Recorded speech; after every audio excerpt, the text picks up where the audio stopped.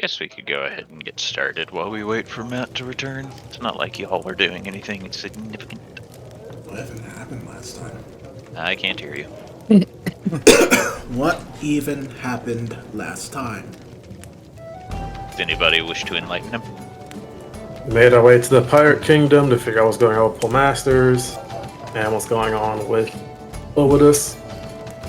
Met with Montague to discuss terms to release Pull Masters and why exactly Pull Masters is wanted by him. And then negotiated and proposed a potential deal, or not a deal, a wager, for his freedom. Alright.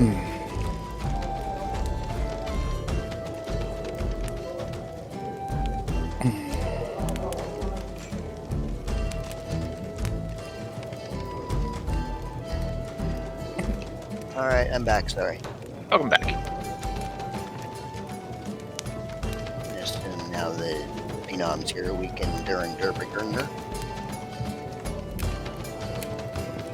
Yes, now that Phenom is here, Dean Derbican here.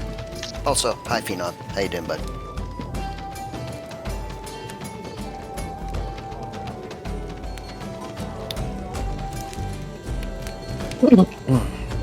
Okay, maybe he's still... He's here. He just either didn't hear you or his mic is being his bad mic. Ah, silly Mike.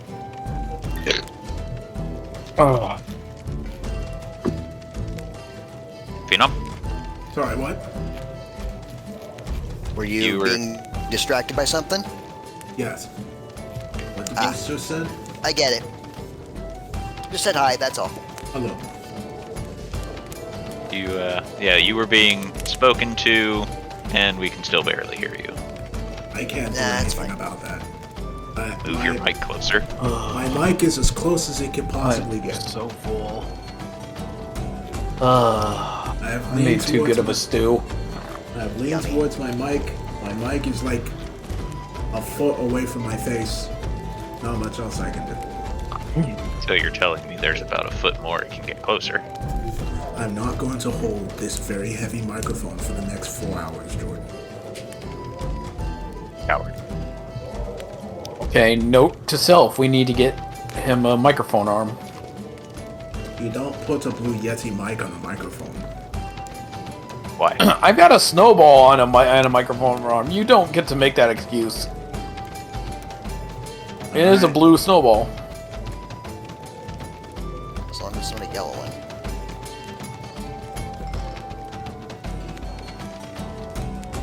Okay, that was good. I'll give you that one. Yeah. I couldn't come up with a good response, so okay, you get that one. Victory's mine, haha.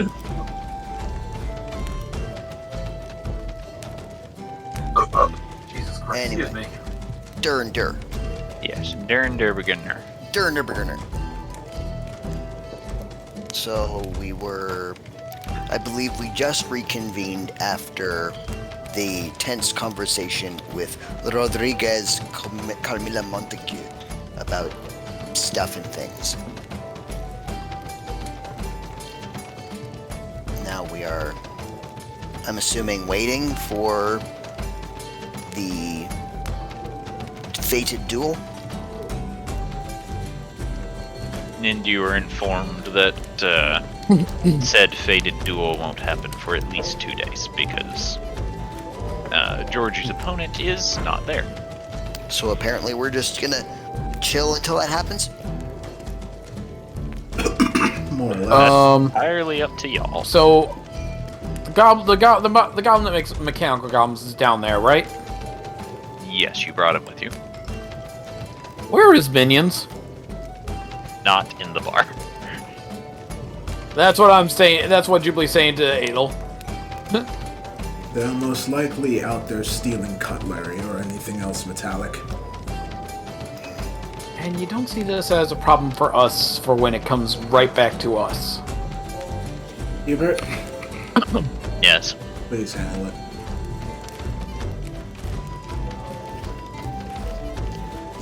In what way? As peacefully as you can.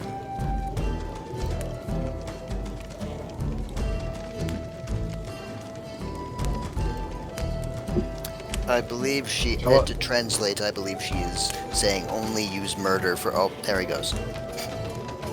Shall I follow him to make sure?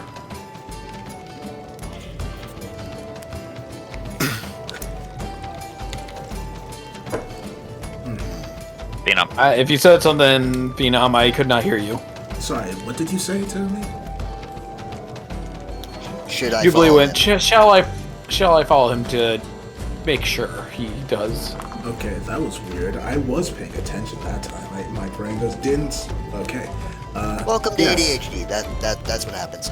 Yes, Jubilee, please do. She'll make her way. Make it right. Those two retainers on duty again. Yep. Taking Thank care God. of some dumbass goblin and his other robotic dumbass goblins. The dumbass Yeah. goblin. No, is just in his robotic Aria. ones.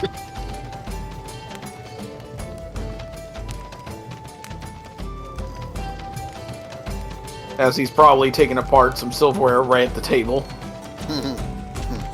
You're close, but that isn't. He's trying to pull the nails out. Oh god. Same principle. Wait, out of the tables? Yeah. Oh god.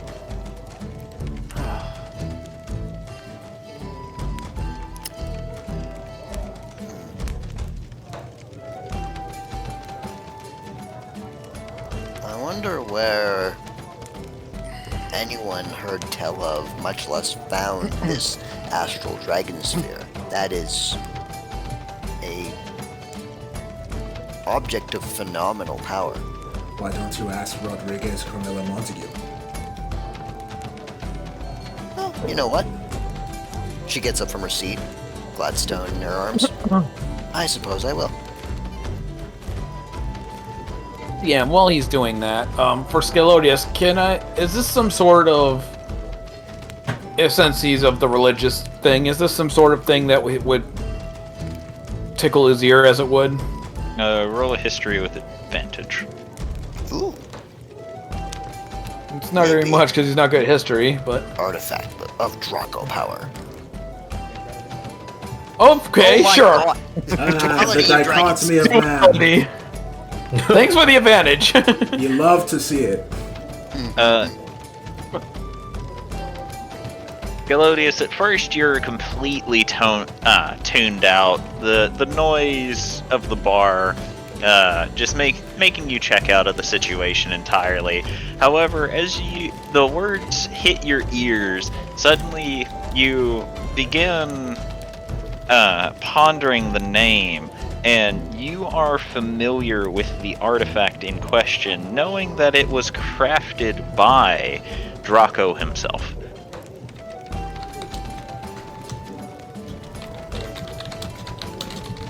I think our soundboard was cleared out. Dang it. I was gonna play the Metal Gear Alert sound too. Someone cleared out the soundboard. Damn. Wasn't me. Thorgrim notices Scalodius perk up like a cat and just sort of goes, something up. I know what they're talking about. Oh shit. Is it cool? He'll quickly start making his way over. Right behind, and then appear behind Gloom Hollow. Attack of the Where old did you people. hear that? Yeah, she sits down, and all of a sudden there's a Dragonborn coming up to her. Like, Where did you hear that? Like Elvie's sitting in a chair, like crossed, arms crossed, very polite and proper. All of a sudden, there's a 6 foot something dragonborn hovering above her, going, "Where did you find it? Where did you know it? Tell me!" I was gonna say 6'6", by the way. You big boy. Hold on. Let me check the thumbnail real quick. Is Scalodius taller than Gloomhollow? Pretty sure Gloomhollow is pretty tall too. This tallest, I think Gloomhall's like the second tallest. She's like 6'1", 6'1", something like that. Yeah, so Scalodius has 5 inches on her. You have two. Just like half a head, so they're both pretty tall. Rodriguez is now being approached by two very tall old people. Yeah, it's literally Gloom Hollow, then Scalodius, and then Tauntaun, but we don't talk about that. Whoops. We don't talk about Bruno.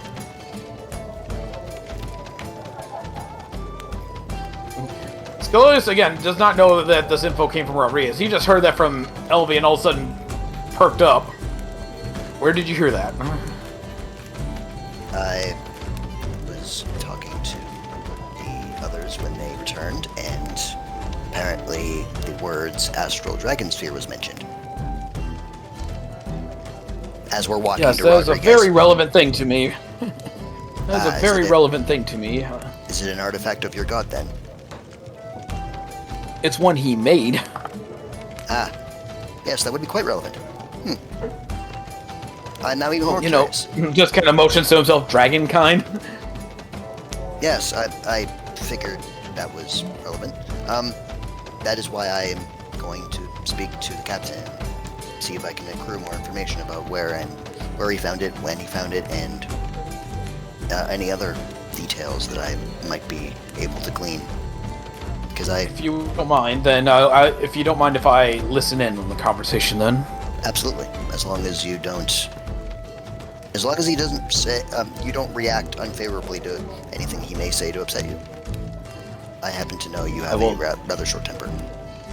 I will try. I will try my best. Very well. If you feel angry, just hold my hand. And yeah, Scalodius is gonna let Elvie do the talking because I know neither of them are probably good talkers, but she's probably still leagues better than him. Probably. She's at least more composed, but her charisma actually isn't super great. It's like above 10, but it's not much. What is it? I believe it's like 11 or 12. No, it's 13. Huh. I barely beat you with a 14. Oh yeah. So, Well, he's a preacher, so he's got to have a little bit of charisma. well, I mean, yeah, that makes sense. He's just not the brightest bulb because his intelligence is in the toilet. Well, I mean, you had to drop something, right? Yeah. Well, Neither here nor there, though. Exactly. as you both approach, Rodriguez looks to you both as he's currently taking a hit off of his pipe and says nothing as you come up to him.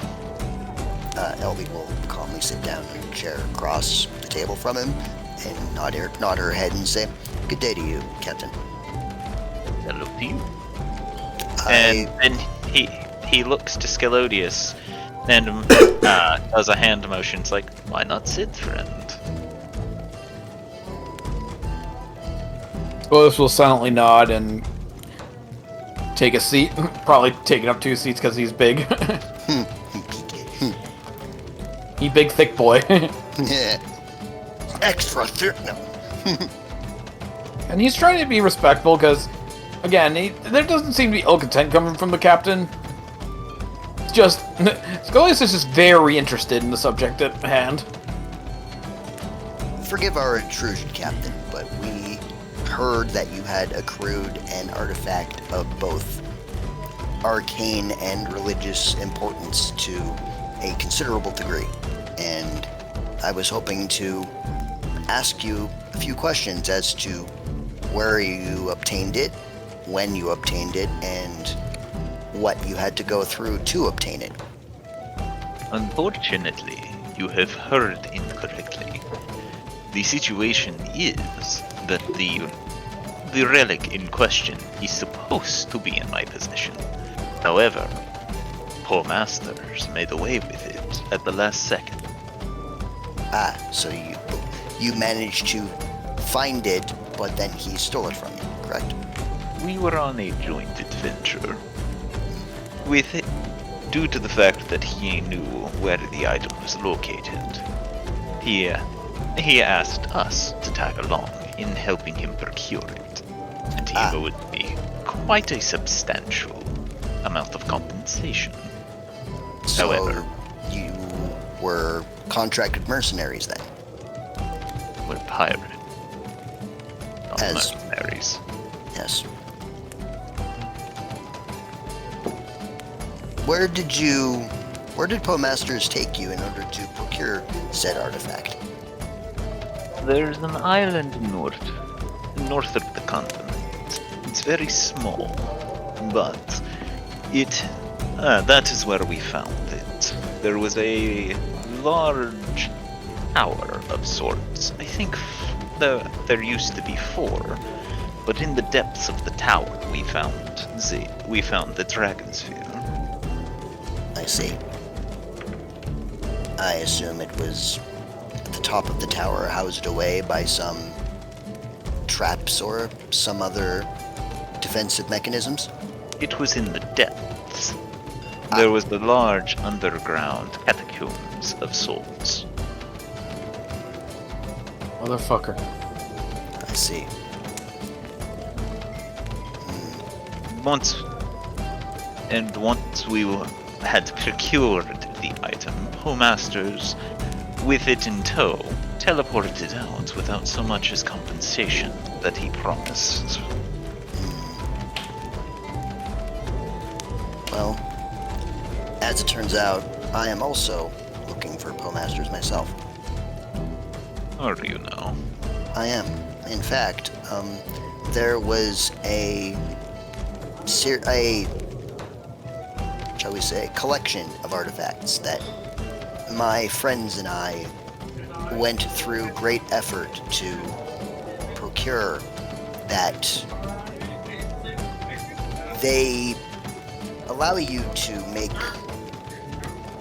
certain things, certain illusory magics real. And Postmasters had procured them, and not knowing its fatal flaw, had been foisted into an eternal slumber, and we, in trying to save him from said eternal slumber, we had to brave many illusory horrors to set him free, and I was greatly hoping for the artifacts that he was holding as compensation for our efforts, but we were distracted by the appearance of another ally, and by the time we had returned to him, he was gone. Or attempted to return to him, he was gone. So he has now absconded with several things, apparently. Not quite the same situation, I'm afraid. Not quite. You left him, whereas he left me. Indeed, and we didn't pay him either, but the point is... Tell me, what are these artifacts? They are a series of artifacts that were once held by someone known as the Dream King. Can you tell me what they were? A crown, a ring, and a medallion. He'll then look towards, looks toward Brain. Come on, work with me here.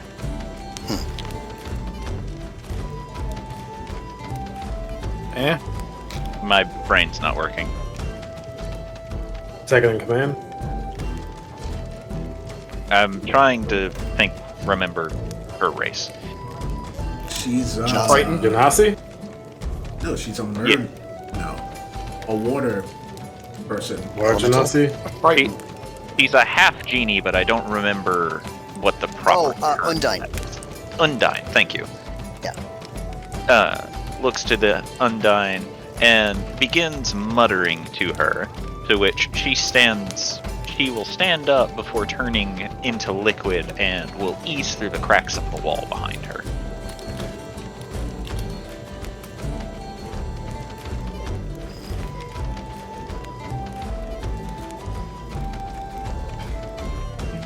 Give her just a moment. She'll be right back. Is she retrieving something or someone? Definitely not someone. I see.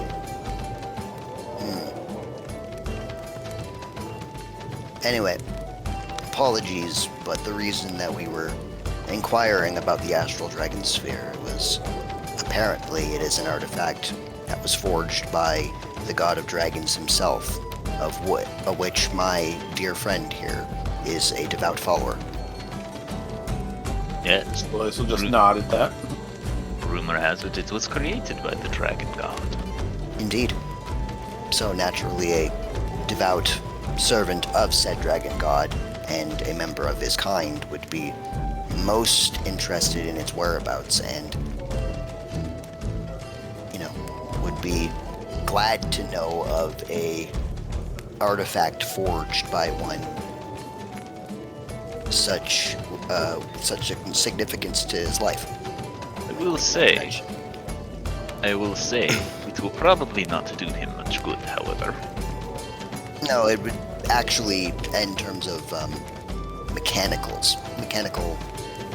usage, it would definitely benefit myself more, but it would hold greater sentimental value to him. What I plan with that is not one of mechanical use, but something of inspiration to maybe once again help my people flourish once again.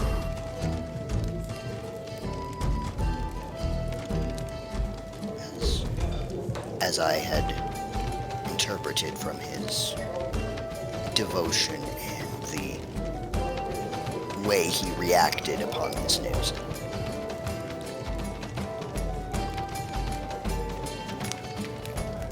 Hold on. I was distracted. All And good. Rodriguez just simply shrugs and says, "Unfortunately, I am unaware of where it is at the present moment." That is unfortunate. Paul Masters. was Learning the of where last- it came from, though, might be it. I'm sorry, go ahead. Paul Masters was the last one to have his grubby little hands on it. Learning of where it came from, though, might lead me to some more self-discoveries, though. So for that information, you have my gratitude. He'll bow his head.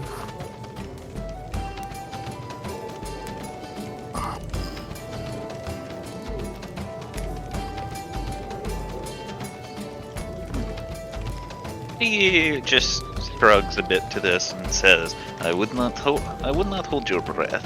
I don't think there is anything on that island still."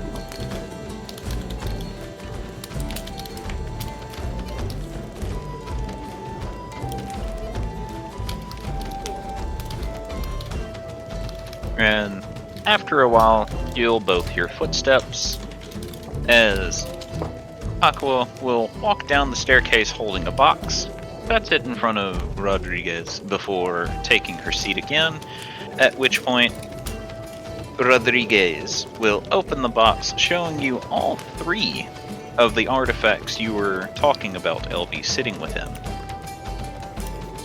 Ah, so you procured it from you procured them from Poe Masters. Yes, Yes, I see. I'm seeing how he is in prison. I don't think he needs these anymore. So you would allow us to take them? What price are you offering? Is there a price you are thinking of, or are you simply wishing for me to barter?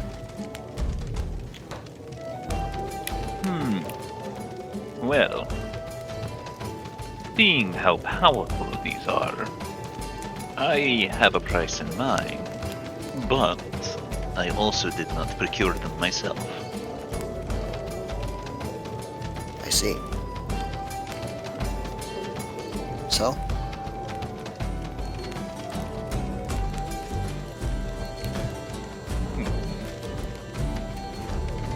How about 100,000 gold? I believe that to be a fair asking price for something that can bend illusions into reality. That is indeed I would say, a quite fair price. On the other hand, that is certainly not an amount of money we currently have. I regret to inform you of such. He then calmly shuts the box and slides it under the table and says, "I'm sorry to hear that."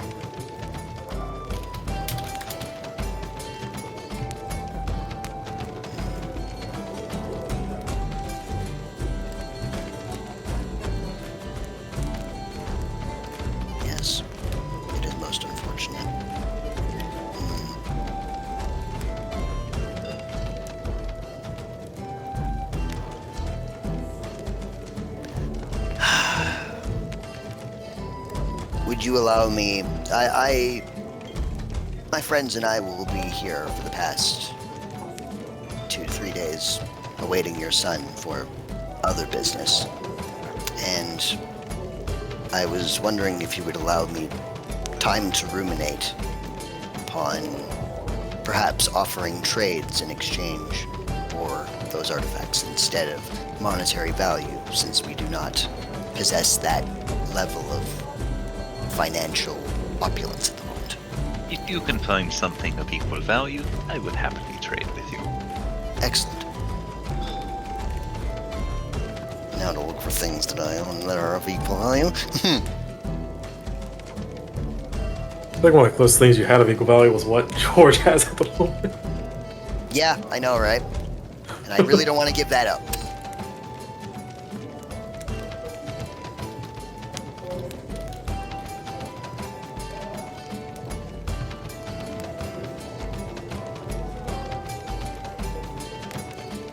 I do hope you enjoy your stay here. I certainly will. I know that it is probably not along what you normally do with your recreational time.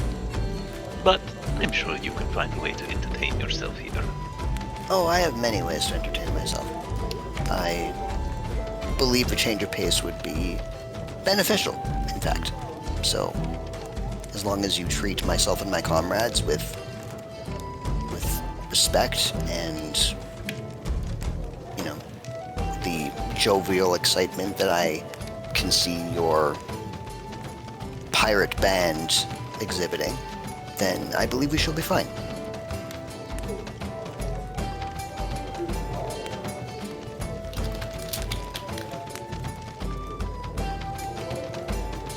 He smiles to us and says, I have no reason not to give you this respect, now do I? I should hope not. Then I suppose we have no problems.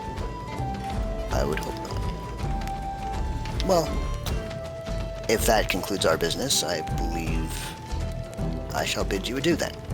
And Ellie will stand up and will nod her head. Would you like a drink? Phyllis. Absolutely. And what I'm sorry, will what were we saying? What will you both have? Do you have More of an ale. anything? Do you have anything in the wine persuasion? We can have whatever you want. Oh. Then, if you have any fine wine, I would love to partake that. What make? Well, I am... sorry. Train of thought stopped briefly. Well, if... Phyllis is just looking at his companion and just smiling. Maybe stick to the basic stuff for you, LV. Oh. Elvie shoots him a look of like, how dare you? But like in a playful way, and it says, well, I've always been partial to my kind's spirits, so if you would mind producing an elven wine, I would be much appreciated. Astral elven wine. Of course. Of course. And you, sir, he says, looking to Scalodius, you can say dwarven, but that does not specify what type of dwarf. I suppose a mountain dwarven ale, if that's alright with you. Simple but effective. He snaps his fingers, and a couple of seconds pass before both of you are served your drinks of choice. Oh, excellent. Thank you. Enjoy. And she will look to the Undine and Undine and will say, in Aquan, cheers. She nods to you as you say cheers. And she will casually sip her chosen beverage. As you taste it, you can tell that it is in fact authentic Astral Elven wine. The taste of home. Thank you so much. Of course.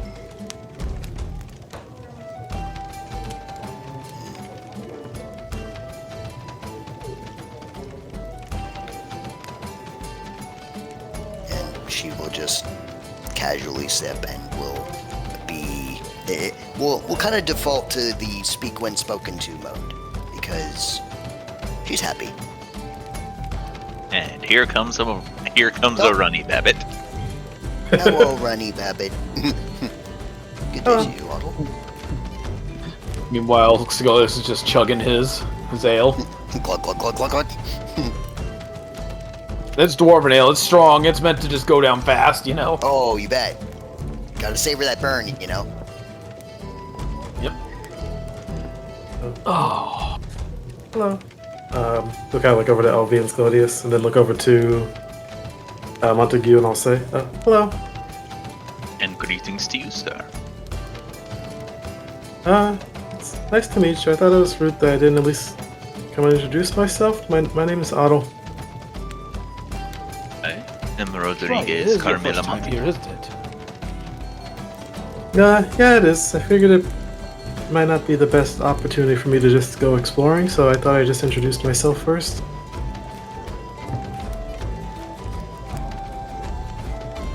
It is a pleasure to make your acquaintance.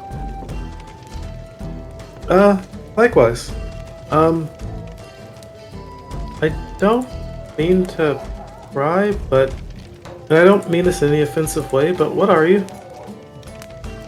I am a pirate captain. I believe he's referring to, and she will turn to Otto and say, that, Rodriguez is what is known as a Rakshasa. Oh. I don't remember what a Rakshasa is. Roll history.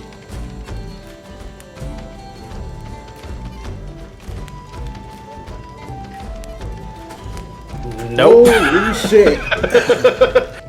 That's a thing with stuff. I'm gonna do this. I'm gonna use a luck point.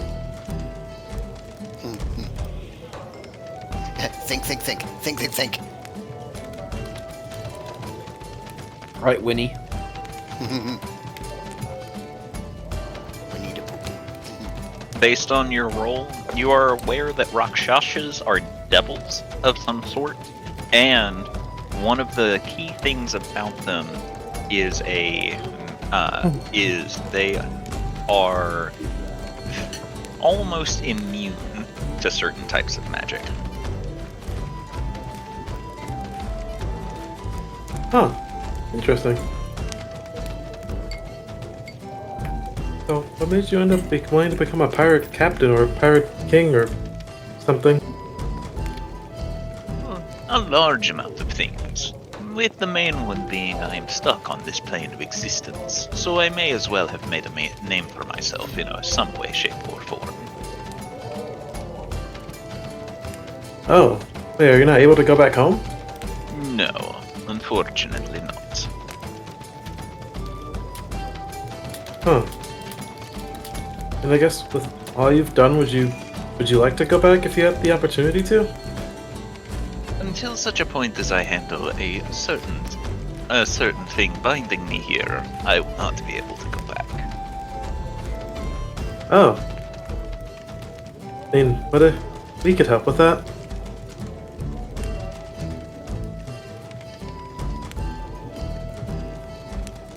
That would be mighty generous of you, sir. I mean, yeah, it seems as if everyone here has a good relationship with you, and I guess you're friendly, so... I mean... Maybe we could try to help with whatever it is? I will take what you have to say into consideration.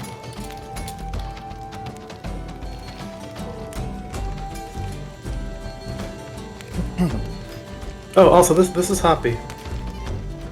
Hello, Hoppy. Hi.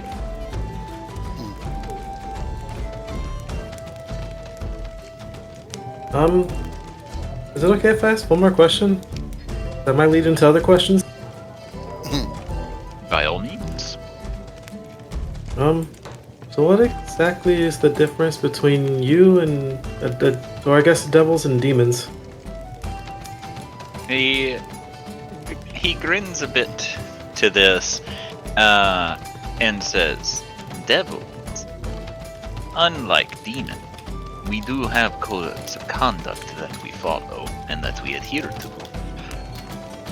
And the demons want to destroy everything.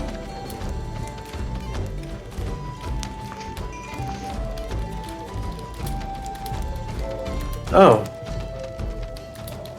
That actually seems a lot simpler than I thought it was gonna be.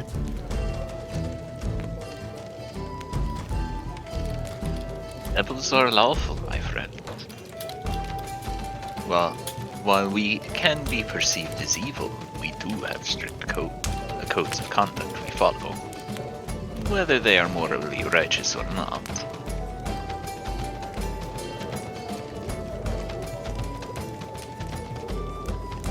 Huh. Okay. That did lead me to ask another question, but it wasn't about the devil demon stuff. Do you guys have a magic shop anywhere around here, or anyone that sells like spell books of any kind? That would be good information to know, actually. He chuckles a bit to this and just says, "Unfortunately, no. We do not have a shop for you to procure magical items." Oh, Oh. Oh. Do you or do you know of anyone around here that might have magical items for sale? Not anywhere close. We'd have to sell for several days to get somewhere close by.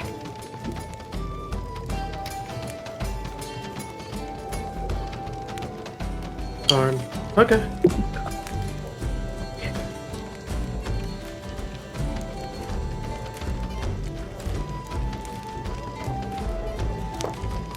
Alright. I think I've asked all the questions I wanted to ask then. But it was nice meeting you, by the way, and then you as well, Miss Aqua, Miss Aqua. tell you what, Mr. Otto. When you get a minute and we have a moment to talk in private, I would like to discuss something with you. Oh, okay. Wonderful.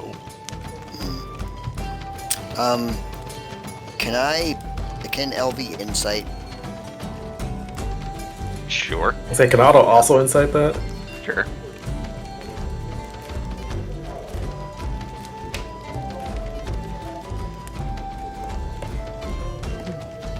Why not? Flash of Genius. Flaccid genius.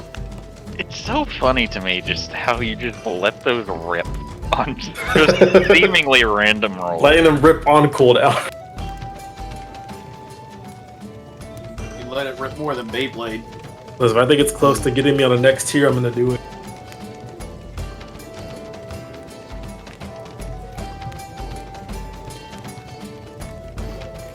Alright, so as you're both trying to get a read on him, you can't really tell what his intent is, as he very calmly leans against the back of his chair and smokes at his pipe, watching you both. As expected.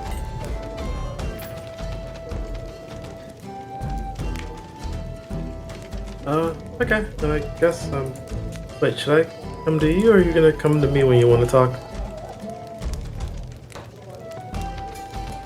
Once everyone starts settling in for the evening, you can come back to me, and we'll go somewhere to have a private discussion. Okay.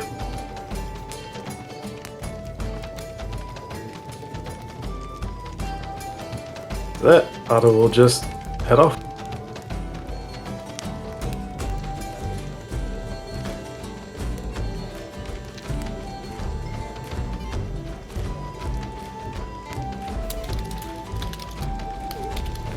Alright. After sitting for a bit, he's just gonna suddenly pop up. I'll answer the door. I'll put Dee's card under it. Hey. Then she's gonna step on through. This will be interesting. Oh no. Wait. You- Wait. Did you just use a fucking? So, you step into D's shop, D will look to you, peering over your shoulder, then just says, "Well, I can't say I'm used to you entering through parties. How you doing?" Hello, I'm here for the torture rack. Oh my god. Oh, all right, he says, clapping his hands, and with a very loud thud, it lands right in front of you. There you go. Thanks. And then she'll try and pick it up. Roll strength. Alright, Beastie.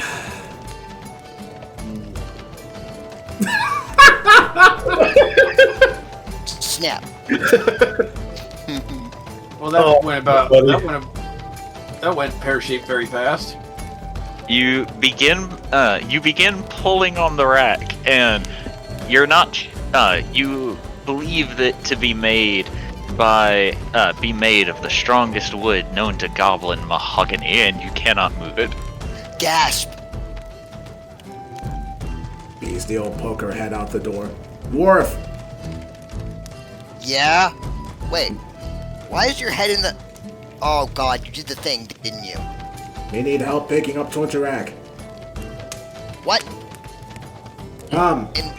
In the middle of a bar? Yes. Son of a... What? Get over here, dwarf.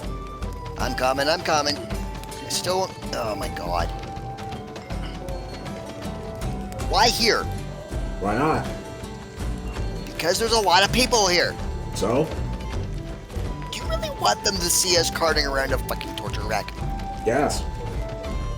It's just a table with chains on it. No, it is not. Just a table. Now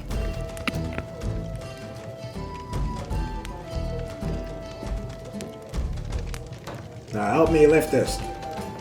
Yeah, fine. One of you gets to roll strength with advantage. Oh, you have a What? higher strength, I think. What is your mod? +4. Oh yeah, mine's one higher. So, just flat strength, or do you want athletics? Strength. Eh. Alright. So, Thorgrim, you begin pulling the rack toward the door, and with a thud, you find that it is slightly wider than the door. Shit. Okay, hold up. I could have sworn this thing was collapsible. I mean, it can be. It's just it might not be uncollapsible. You have to turn it sideways, dwarf. Fine. Now we're doing the old, like, movers trying to get a couch through the door thing. Yes. Yes. Roll sleight of hand. What the fuck? Oh yeah. Oh, I'm way better at that. Yeah. Oh, okay. Because I love dexterity. What's your sleight of hand, Beastie? 3. Oh, okay. Not much better. That's okay. Both you and Beastie begin trying to finagle it to get through the door. However, you are having great issues managing to wiggle it through, and you manage to get it about halfway through the door, but now it's stuck. Son of a... Pivot, dwarf. I can't. It's stuck. Do you guys want me to help? Yeah. Please. Okay, just watch your feet. And Otto will then cast grease on on the torture rack. Wait, what do you mean? Whoop, whoop, whoop, whoop, whoop. I need both of you to roll whatever you need to roll against the Grease's spell save I'm DC. assuming it's a dex save. Dex is a dex save. I thought so. Yep. Now, here's a question. The danger sense. Does this count? Technically, yes. I mean, Not in this regard, though, because I find it more funny if it doesn't. I mean, yeah, fair. Very fair. What's your save DC? 18. Excellent. Alright. So, Thorgrim, you managed to catch yourself. Beastie, you're getting flashbacks to the dungeon as you fall on the ground, Greasy. Beastie lets out an annoyed grunt. Ugh. Great, now the floor is greasy. Cool. You know, I probably could have. Probably could have greased. Never mind. No, Bag! there's something else I could have done. Yeah. Could have greased the torture rack. No, there was something else I could have done that probably would have made it a lot easier. Then do the other thing. Okay. You'll then cast Enlarge Reduce to reduce the size of the torture rack. Oh, okay. The torture rack shrinks and is much easier to get through the door. Well, that's easy. Do. Thorgrim, roll a dexterity saving throw because you have to walk over the grease. Yep. Well, that was easy. Do. What? So, Thorgrim, you slip and fall and just slowly Out the door? slide into Dee's shop, with Dee resting his head on his hand on his desk as he's just watching the whole situation play out. Hi. Hello! Sorry, friend shrank the torture rack. Made it easier to get in and out of the door. I'm wondering if you're gonna successfully get it out of the doorway in a minute. Oh, shit. And, These Thorgrim will, try and run out the door. You need to roll the dexterity saving throw to see if you can stand in the grease. You cannot stand in the grease. Alright. Beastie will take the reduced table. Will take You- out. What? You're still prone. Yes, isn't Thorgrim also prone? Yes. Well, there you go. So she'll take the reduced table, and then we'll take out her sword and we'll stab it into the ground and use that to, without getting up, and we'll just drag herself across the grease. Your sword requires 2 hands to use. You cannot hold it and the table. Okay. She will throw the table out the door. You will have disadvantage on your athletics checks because you're prone. Okay, fine. She will rage and then throw it out the door. Okay. Which looks like it was unnecessary. You successfully get it out the door by kicking at it and causing it to slide across the room, with a bunch of pirates now watching the entire escapade as it just slowly slides all the way and thuds against a wall, and then finally comes to a stop, with leaving you and Thorgrim still prone in the grease. Alright. One of the pirates says to one of the other ones, "Hey, look, drinks and a show." Beastie will then crawl through the grease to get back outside. Roll a dexterity saving throw with disadvantage. What? She's not I have a standing. joke. Correct, but I have however a you were joke, but I trying can't say this. Scalodius. you were trying to move through the grease, and moving through the grease is what makes it and determines if you fall, or more importantly, don't move. Well, I got 6. Okay. Thorgrim's crawling and Oh. he's doing that thing where you're sliding on the ice and not getting anywhere. Hold on a sec. You could just wait a minute. Yeah, but then the table's gonna grow bigger again. I mean, it's out of the door, isn't it? Yeah, but now we can't get out of the building. Why? You guys didn't think this through, did you? I'm just doing what she asked me to do. Beastie will make another annoyed grunt and is going to just try again, I guess. And we'll try again. She will keep trying until. Oh, that's an. You got it, yeah. Alright. The Beastie, you finally successfully stand up and move yourself out of the grease. So she's going to go over, going to pick up the table, will turn back towards the exit. I'll realize the folly of her actions. And after a while, both the grease and the torture rack finally, the grease disappears and the torture rack grows back to full size. It should be able to fit through the double door, right? Don't know. Could it? Alright. Beastie will try and lift it again. Roll athletics.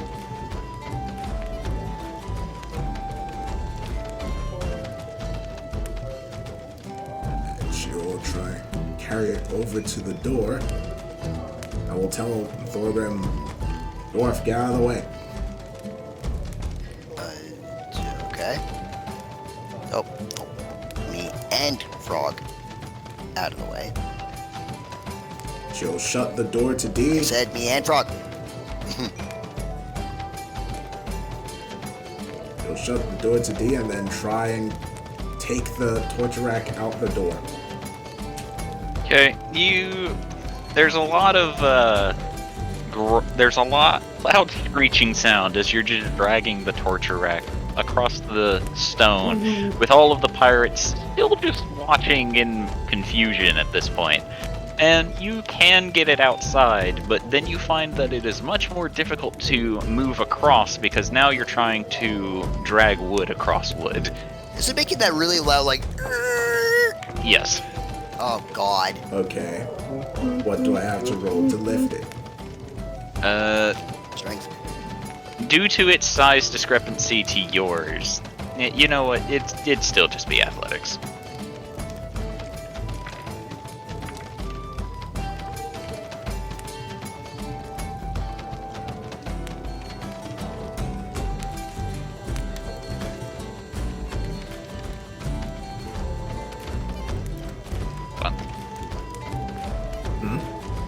Hold on.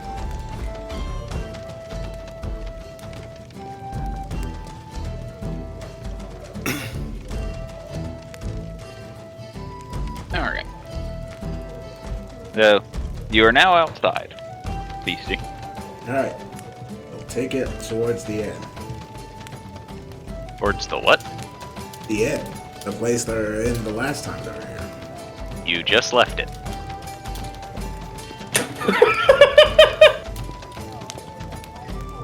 She will take it back inside. Let's see. Which room was she in last time? Beastie? Yeah? I don't mean to, I guess, shit on your parade again, but, you did realize you could have, I'm just now realizing you could have just asked Elvie to make a torch rack for you inside the mansion.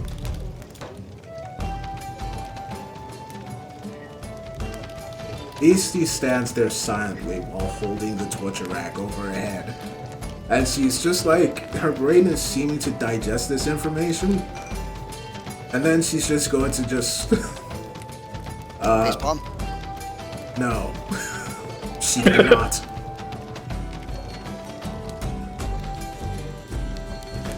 She'll look back. She's just going to continue standing there, kind of mind broken by this realization. As you stand there, Hubert will enter and say, that wouldn't have worked because the torture rack wouldn't have been real, Otto. Oh. I mean, couldn't she, what if she just brought this one into the mansion instead? Well, it would get ejected as soon as the mansion closes.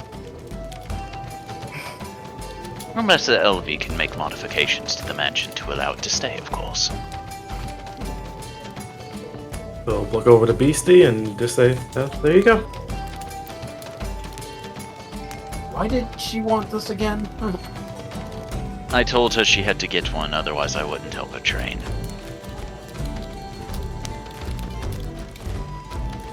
Why? Hubert will just look to you and then shrug. You just love messing with people, don't you? And Well, now me have torture rack, so train me, Gloomy. we can train tomorrow. What? You don't think that I'll train with it so close to time to go to bed? Yes? Why? Because it's always good time to train. Yes, but unfortunately, due to me having to provide my services to Lady Adelsarday, unless she permits it, I cannot. Beastie will look over to Adel. I'll look to Beastie and then we'll look to Hubert to see if he wants to or not. He's indifferent. He doesn't care one way or the other. Adel shrugs. Sure, why not?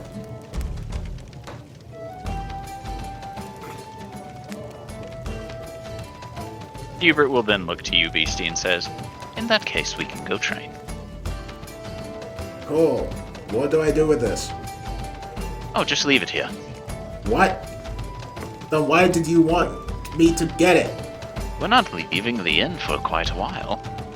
Clearly, when it's time for me to take it with us, I will. But for the time being, it can stay here. Okay. And she'll just plop on the ground.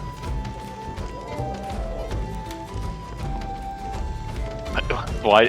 Plop one? Oh, plops the torture rack on the ground. Okay. Yeah.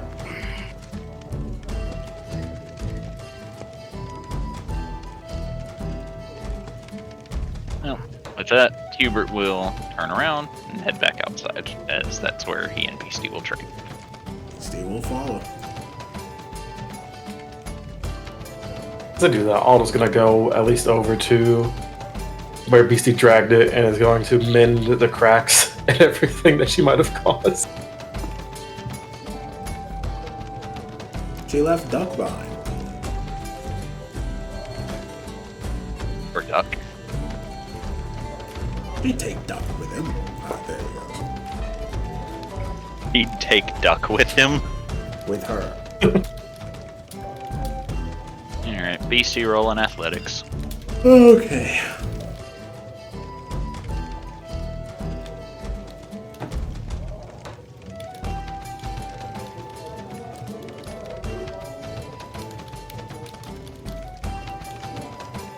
Oh, damn. So, Beastie, after not having had training from Gloomy for so long, you're finally just letting the frustration out as you train with Hubert, and you are actually getting the upper hand on him.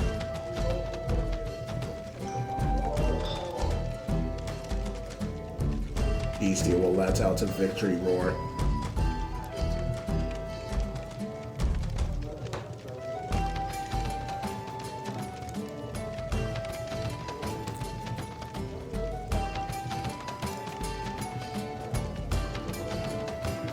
And as for everyone in the bar, you see some of the pirates come over and look over the rack before moving it specifically to this corner, and then you watch as one of them lays onto it and the other starts strapping the pirate to it, as it appears they are starting to place bets on how long one can withstand the rack.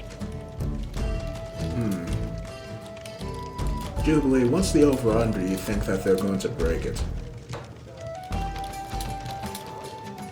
He's gonna assess them and see how careful they're being with the equipment.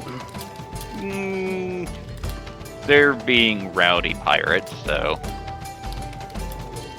They're drunk. They're not stupid when it comes to tying things up, but they're also being careless with someone else's thing. 50? I see. I mean, if anything, I could also probably fix it myself. Oh, that's good. If they break it before they get back, be sure to do so, or else I'm not really sure what would happen. Yeah, I'll What you make should sure. be asking is if some other type of shenanigan happens while they're using it. That's more likely, if anything. Both. I'll make sure to shield your eyes if something like that happens. She just laughs at this.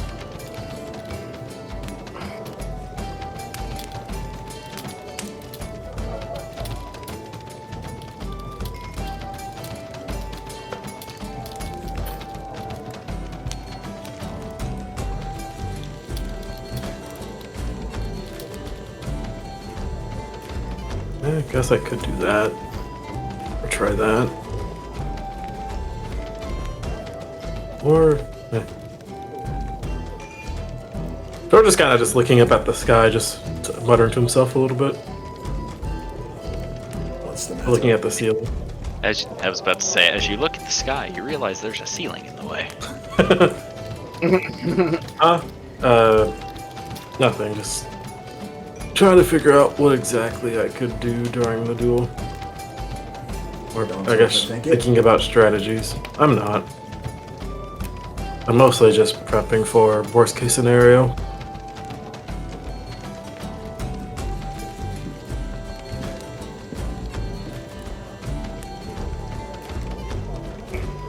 I did have a question though.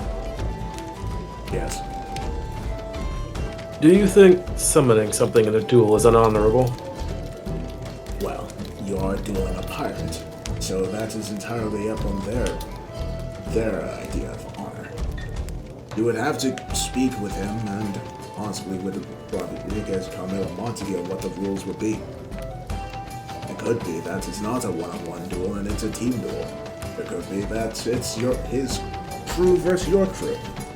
Maybe it's a swimming contest. Only way to know is to decide. Whatever it is, get it in writing. Yes, that. In that case, should we be able to... If by chance he agrees to the wager, do you think it would be fair for him to set the terms or for us to set the terms? Both. Make sure they're terms that both parties agree to. Yes.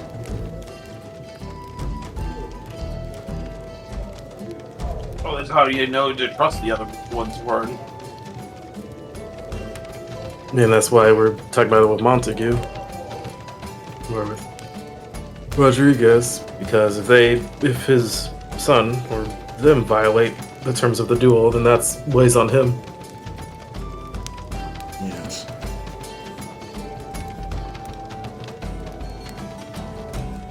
Come up with some terms for yourself and meet him at his terms and see where you meet in the middle. I'm not that good with setting terms.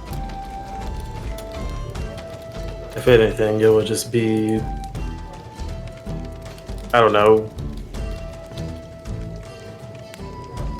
Would be no, I guess, cheating. Define cheating. Exactly. That's why I can't set terms. Well, set rules. Not good with those either. I'm better with following rules than I am setting them.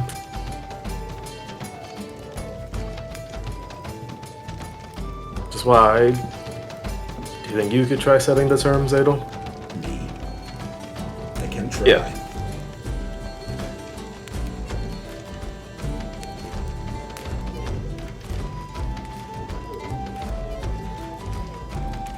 At most, I'd be okay with either one-on-one or an actual team duel.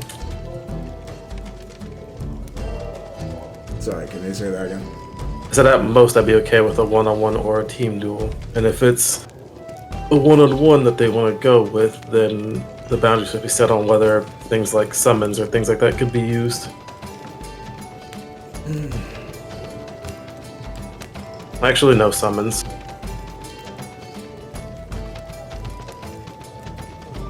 I guess we will find out. Mm-hmm.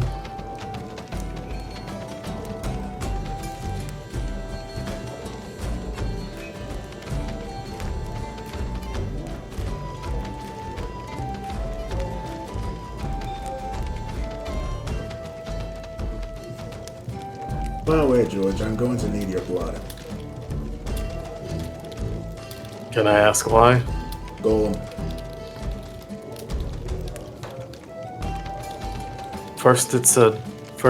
Wait, what? Sorry, elemental.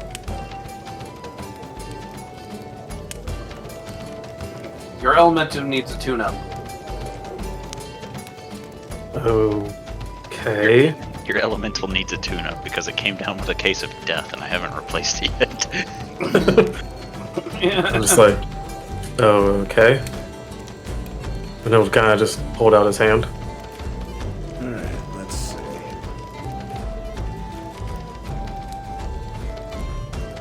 Roll sleight of hand, Adelserde. Why sleight of hand? Because you're going to be poking him with something, aren't you? Well, first let me see what it says. I gotta remember.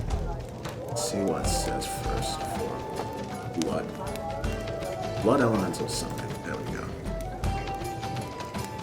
You can cast Conjure Elemental, Conjuring Blood Elemental. You may shorten the casting time. Alright, let's see. How long is Conjure Elemental? How long does that take? 1 minute. Okay. I mean, she didn't have to do that last time, but sure. I mean, how else are you going to get the blood? Magic? Okay, what magic are you going to use that's going to cut his skin? Fire magic, of course. I'm joking. I have blades. You do. Do you have blades, Adelsarde? She does. She has a dagger. Okay, then you managed to Use that. prick George's hand without any issue.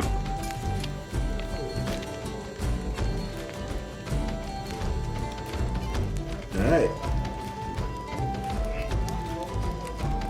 Once she has made it, she'll look to Jubilee and Audle and Thorgrim and will say, I need your blood as well. Easily just hands over her hand. Yeah, sure.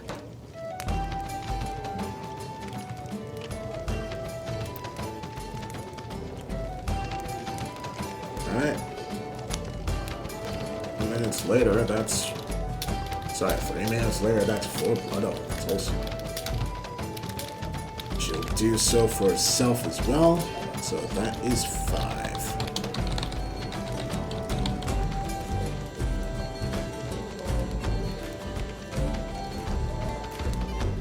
I just have to wait for Grimholm and Sclodius to arrive, and that will be 7.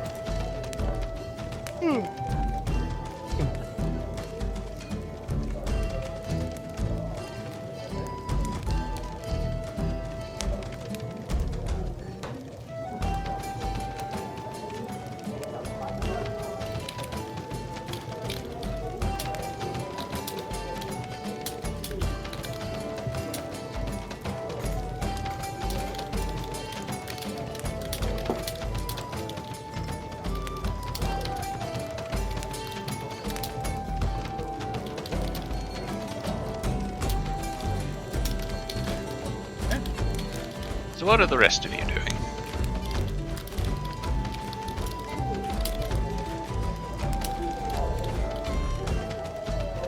Dragonborn drinking and Tiefling just standing by. Yes, Elby is enjoying her wine, and Thorgrim is kind of nursing his, I'm guessing, hand where he was just cut. Like, ow. It was just a prick on the finger.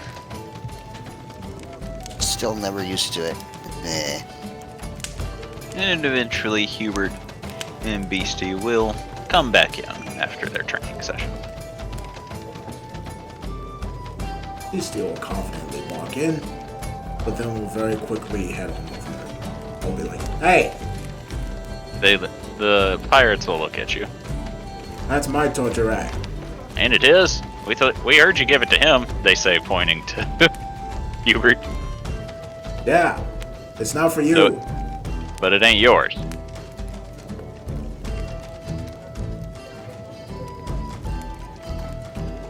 She can't seem to argue with this. I'll just make a eyes on you motion as she walks backwards towards the others.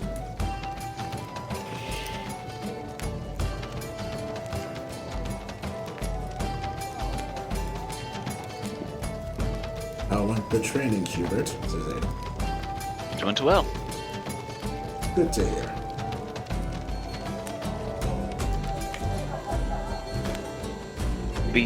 Beastie was very energetic about it. Well, you have been purposefully putting it off and getting her to be antsy about it for weeks now. I've not been purposely doing anything. She simply has not upheld her end of the bargain. Right. Well, she has it now. threat that she has. Also, I need your blood, Eater. He just holds his hand out. He doesn't question why. Alright. That is another blood elemental.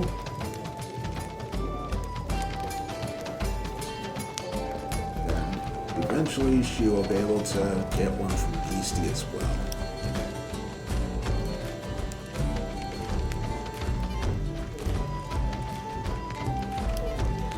Alright. I'm going to head on to bed.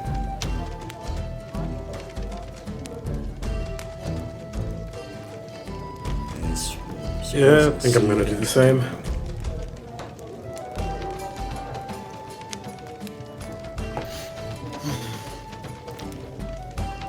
Unless I'm much mistaken, the bedrooms are first come, first serve here.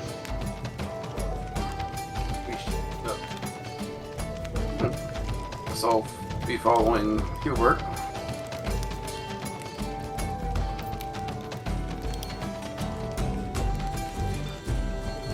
Did you just put that thing there in the top left drawer that says Rodriguez?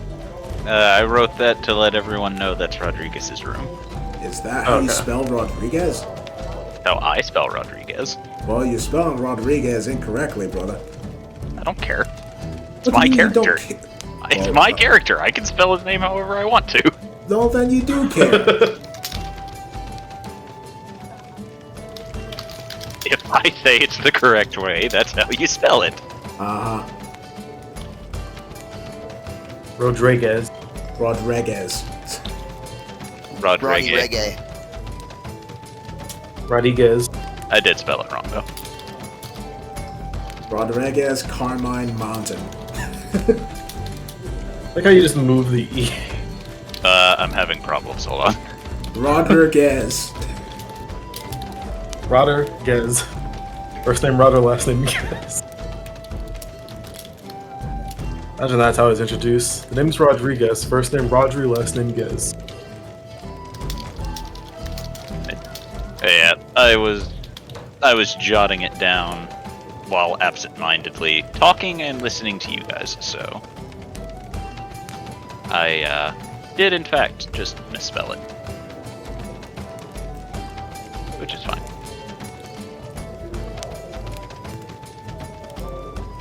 There we go. Alright.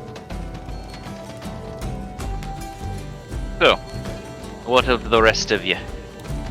Auto will make count of who's in what room. Make sure that auto takes count of who's in what room. Or keeps track of who's in what room. How are you going to do that if you've already gone to bed? Otto will just go out and say, hey, Poppy, just try to keep an eye out on which of our friends are in which rooms. By staying in the hallway, I guess.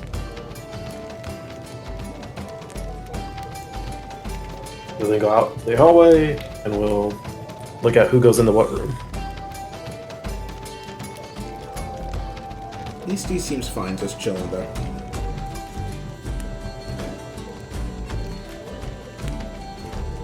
So, don't... Alright, I forgot what I was going to say. It might come back to me eventually. Probably won't, but we'll see.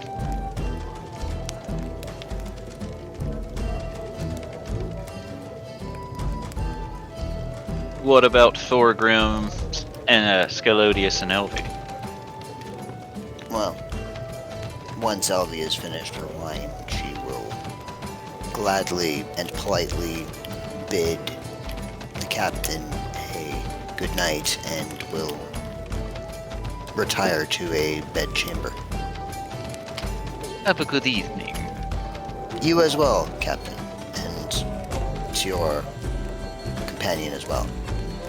I shall see you, I assume, tomorrow, and I hope you have a pleasant night. If all things go well, we will see each other tomorrow.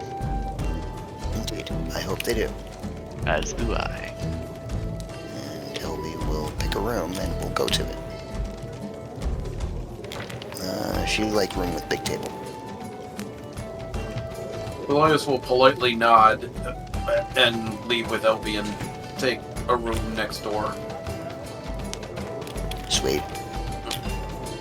And after recovering from that series of very stupid events, Thorgrim will grumble, and will go to his own room, which I will determine is right here.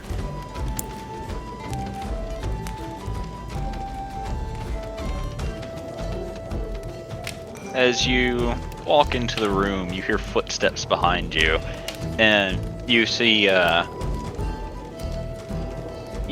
your fellow dwarf following you to the room because as he opens the door and flops on the other bed. Oh, dope. Roomy. I figure this is better than you having a room with some stranger. Yeah, it is. You know. Hope it's good enough for you. It's comfy enough. That's good. Need anything? Nah. Cool. Let me know if you need anything. I think I can go get it myself, you know. Alright. Suit yourself. And Thorgrim will just flop under his bed.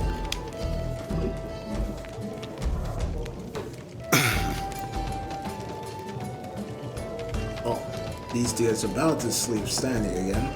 But then we'll look over to the other goblin, Zug. That's gonna get over. Hey.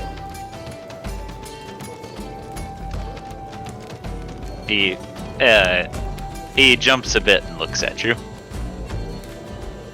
Sleep. And she picks him up. And we'll carry him to just over her shoulder.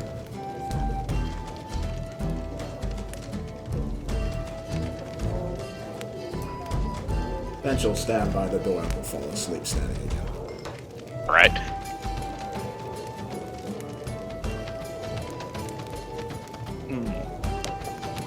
Poppy, as you stand there, you see Aqua walking up and looks to you as she points her thumb at Ottle's door and says, "The captain wants to speak to him."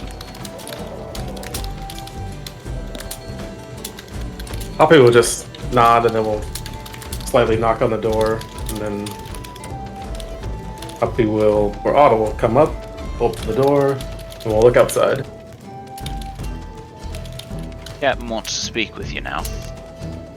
Oh, okay. He will then lead you to the room and motions you in. Otto will go inside. As you enter, you see a fire burning as Rodriguez sits pouring a drink in a glass as he looks to you and smiles and motions for you to sit in the other chair. As he does, Otto is already halfway sitting. So, my young friends, how have you been enjoying your stay here? Well, it hasn't even been a day, so I can't really say for certain yet, but from all I've seen so far, it seems like it's a pretty nice place, so... We try to make it as accommodating for visitors as possible. Yeah, it definitely was very accommodating, I guess. He smiles. He smiles as you say this, as he goes, "But I have brought you here for an inquiry." Okay. What kind of inquiry were you wanting? I happen to notice that when it comes to terms of your magical prowess, you are a little behind your friend. So, I would like to offer you a deal. What kind of deal? I can give you the power to help expedite your growth in exchange for a favor later down the line.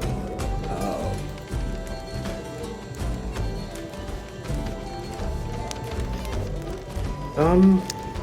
What? If you don't mind me asking, what kind of favor? Whatever I determine later down the line.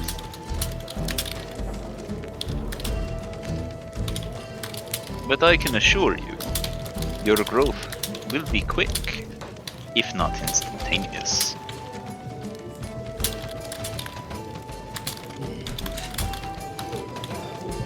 Can I ask how this growth would happen? Would I know things, or would I just feel it? All you would need to do, he holds his hand out, is shake my hand.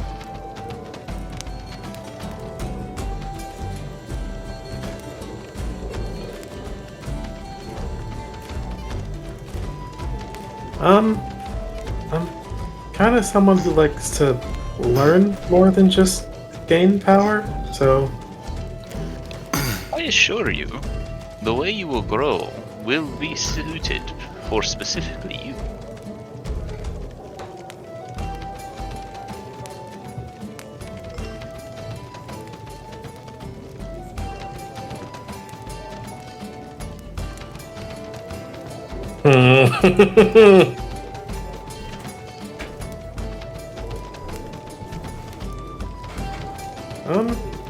I guess it's like my dad says, you only really have one life, so you will shake his hand.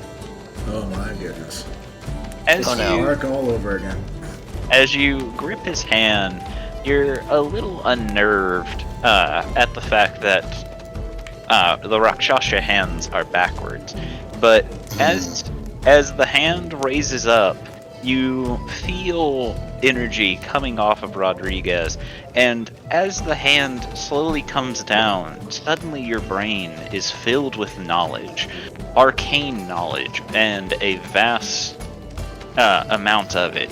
Years of training flood into your brain, and at the finality of the handshake, your head is abuzz with knowledge anew, knowledge you didn't know previously.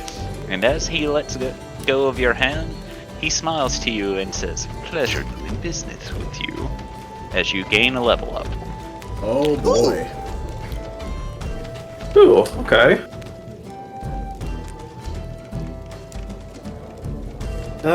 Pleasure's all mine, I guess. I didn't know your guys' hands were backwards. Yes, it is an unfortunate biological problem we have, he says, looking over his hands. Oh, I mean, that's fine. It happens. So how will I know when you want this favor? Are you gonna, like, send me a note, like a pigeon or something, or...? I'll have my way of contacting you, I assure you. Oh, okay. Well then I guess, you can have a good night, I guess? And you have a pleasant evening as well. And he will make his way out the door.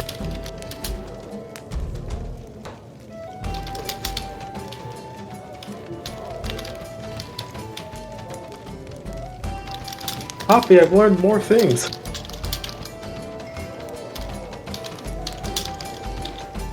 Also, I'm safe, so you don't have to stay out here anymore. What favor do you want, though? And he'll go inside, and Hoppy will close the door. Because we'll kind of look at the hand he used to shake, thinking about whether or not what he did was a good decision.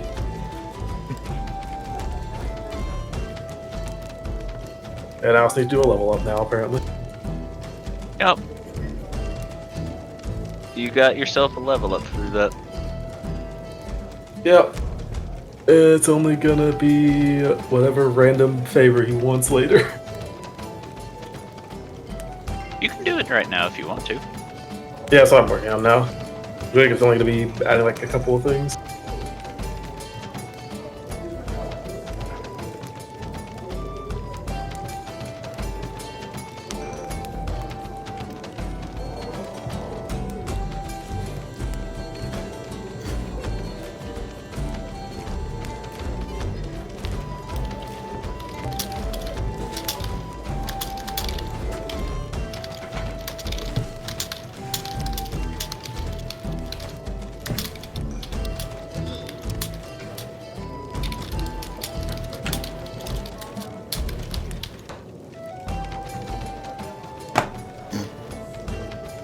forgot I can't change anything else with my other levels. Didn't you already know what level you were taking, though? Yeah, no, I know what I was taking, but I was trying to figure out if there was. I think most of the stuff I was going to change on the other stuff was just, actually, no, never mind, there's nothing I could have changed.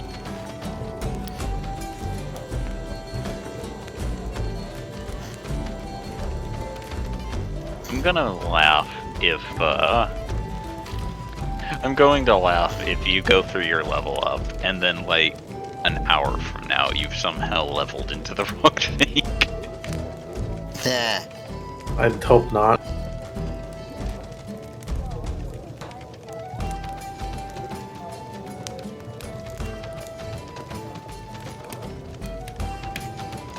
Elodius, Yes. you hear a knock on your door. Arata.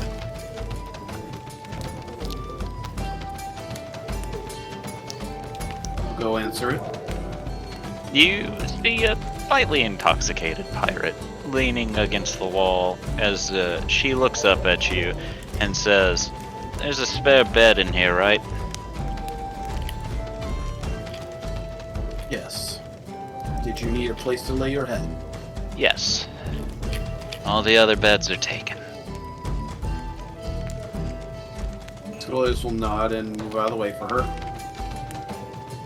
He moves in and flops on the bed.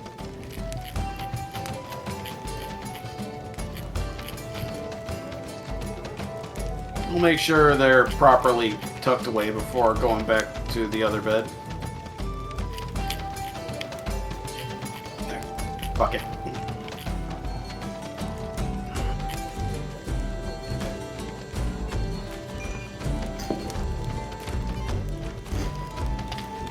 Elvie, you breathe. As you're laying in bed, suddenly Scalodius breaks through the wall. Apparently the thought of sharing his bedroom with a woman scares him. Oh yeah! Hello. Alright. Let's see. I just had the weirdest dream.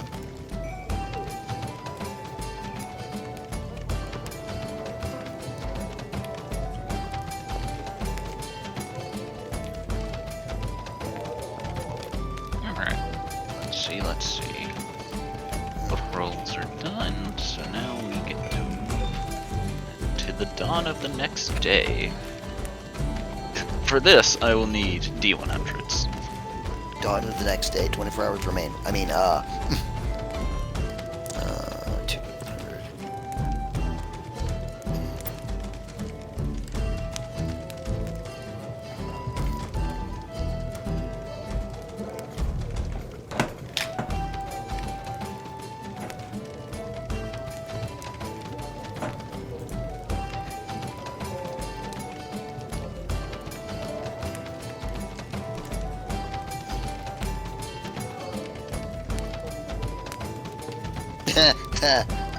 I just saw shit posting. Yeah. First one's George. Second one's Otto.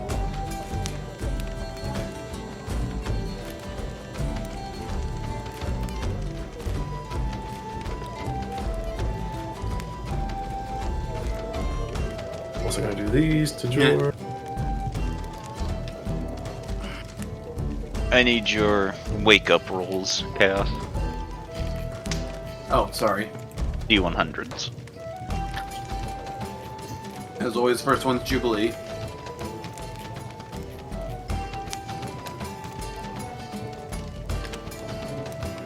Jubilee Alright. actually getting up early.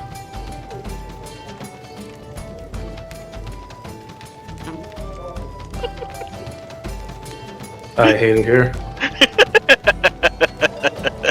Oh no. I'm gonna love this level.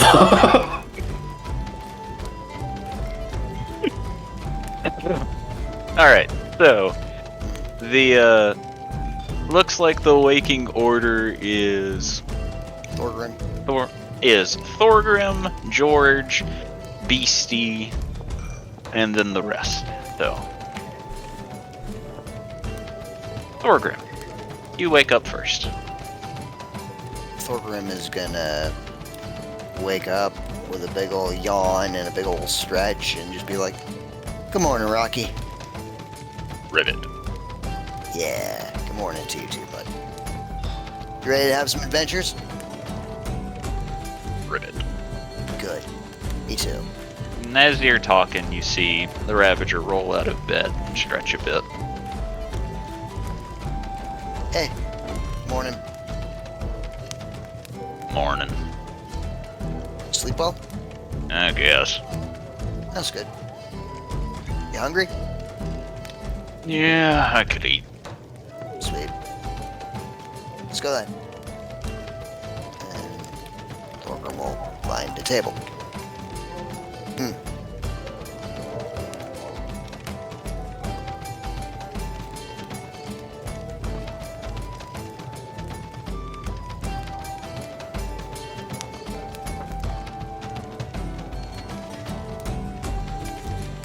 Do you by chance remember what his name is, Thorgrim? I have it written down somewhere.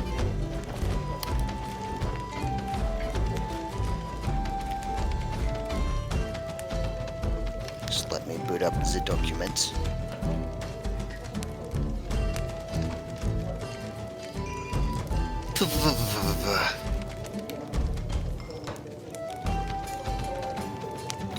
So, Dusnoth,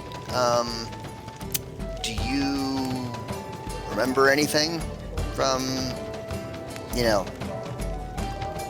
when you weren't yourself? I remember everything. Mostly that I didn't actually get to sleep. Oh. You just remember being super tired from all that fighting and killing? No, I wasn't tired until you got the damn belt off of me. Oh, then it hit all at once. Great, yeah. I get it. I get it. So, yeah. Now that we got the belt off, you got any plans? For some reason, you guys asked me to come here, but other than that, no, not yet. Oh. You just kind of letting the wind take you, see where it goes? Yeah, I guess. Is that how you all... Oh, sorry. Well, the problem is I, firstly, haven't been free long enough to make plans, and secondly, don't exactly know what I'm gonna be doing. So, yeah, it's probably a good idea, just take it day by day. If you find something, that's your calling, you gotta answer it, right? He shrugs to this, I guess. Cool. I'm assuming there's like a server person. There is what appears to be a bartender up at Just the bartender? Okay. You want anything specific, or? Here's whatever they serve for breakfast. Alright.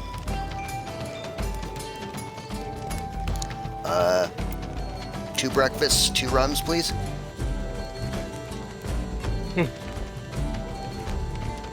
Spiced or regular? I'll take spiced and a regular. You watch as he wipes his nose with his forearm and begins prepping the food before setting 2 plates in front of you that appear to have some sort of smoked fish on it, as well as 2 hard-boiled eggs and what appears to be sausage, before he sets 2 ale mugs on the table and fills both of them to the brim with rum. Hell yeah. Thanks, bud. How much? 5 gold. Alright. I'll plop that on the counter. And then I will take the food and drinks to the table. I'll pass over. I'll give Dusnoth one of the plates and one of the ales, and be like, alright, soup's on. Well, it's not soup, but food's on. Thanks, he says, and begins eating. And with that, George, you awaken. Let's go. Yeah. George will wake up. He'll start getting himself ready, and then we'll attempt to contact his mother.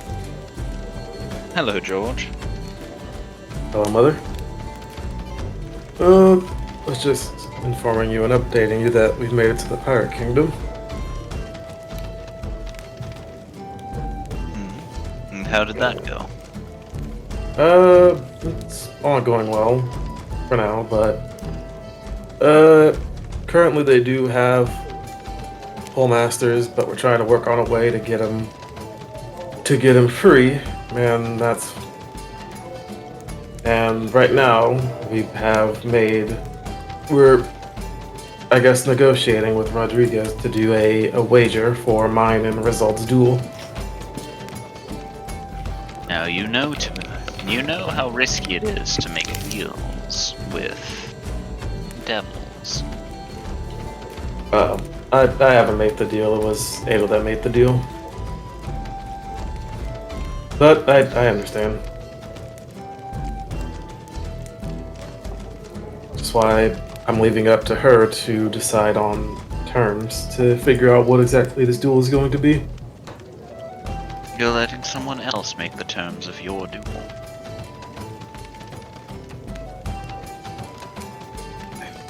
I'm trying to give myself a different means of motivation for this, which is why I'm kind of giving it to her. Also, I'm not too great when it comes to setting terms for things, so... Are you going to learn how to do it if you don't?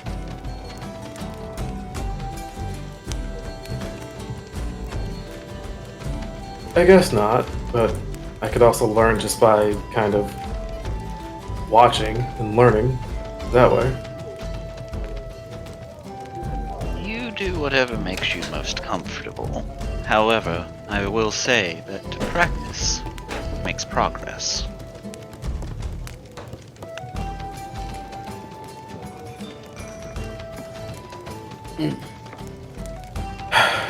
I understand. Narrator, he did not understand. But yeah, if all goes as planned from what he said, his son will be arriving tomorrow, and I'm guessing that will probably be when the duel takes place. Now, be careful whenever that duel actually comes to pass. I will. Like I said, I found different reasons to fight rather than just for some apology that I don't need.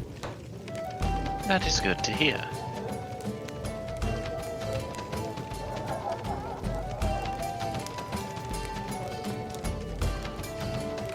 Alright. Also, how's Barbiel doing? He's doing well. More energetic than I've seen him in decades. Well, that's good. Adol finally managed to help him with the curse that was set on him, so... Yes. I noticed.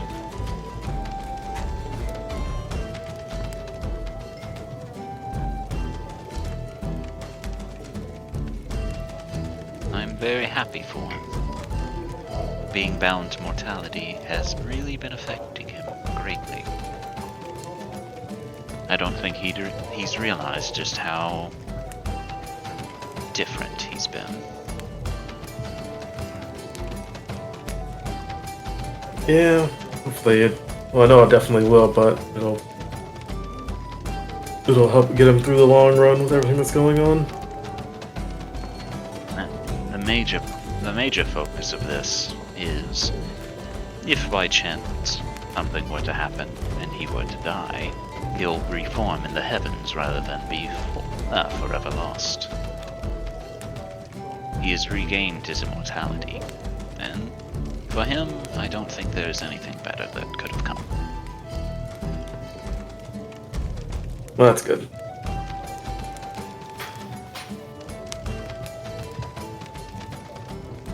Alright, well, talk to you soon, Mother.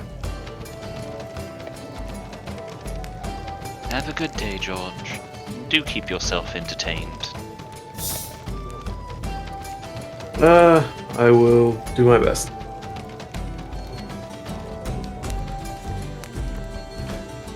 With that, he'll cut off the call and we'll start heading out. Alright. We'll make his way over to where Thorgrim and the Ravager are at.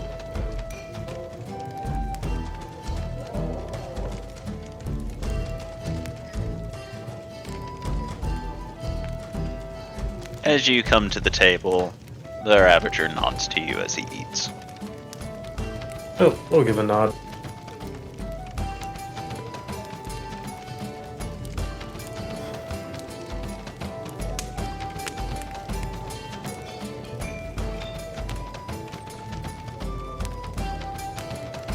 Alright. Let's... I just noticed the stack of 6 pirates in the top right. Yeah, they're all sharing the room. Let's see. Beastie, your turn to wake up. Alright. Beastie will open her eyes.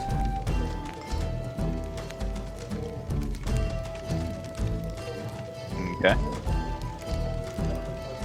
She'll look around. What'd she see? You see Zug currently investigating something.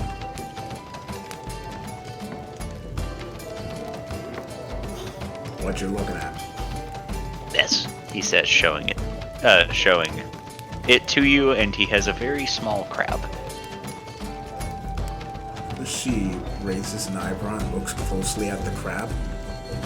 The crab raises its claws at you. She looks to Zug. It's Pingy. What's a pingy? That, as she pokes at the crab. As you poke at the crab, it pinches your finger. She lets out a very, very, very, very loud yelp. As you pull your hand back, the crab will stay firmly latched to your finger, continuing to pinch it. The yelling increases at a much louder rate. After a bit of flailing, you finally manage to fling it off, the crab hitting the wall, falling to the floor, and then scuttling through a hole in the wall. Beastie will put her finger in her mouth and will be like, I told you, that thing is pinchy.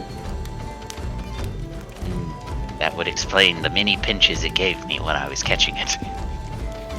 She then shakes her head. Ow. Yes, very dangerous creatures. I must have one. Why?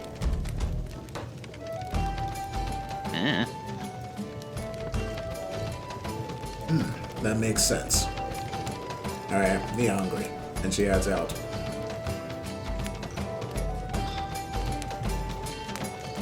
Hello, water lady. She nods to you.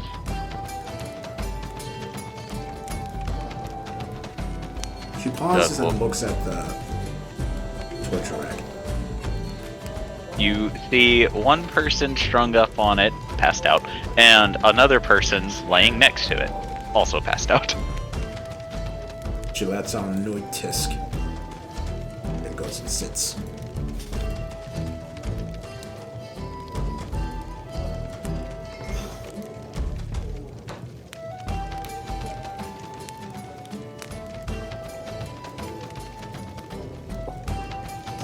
Zug found Pinchy, he says to the others.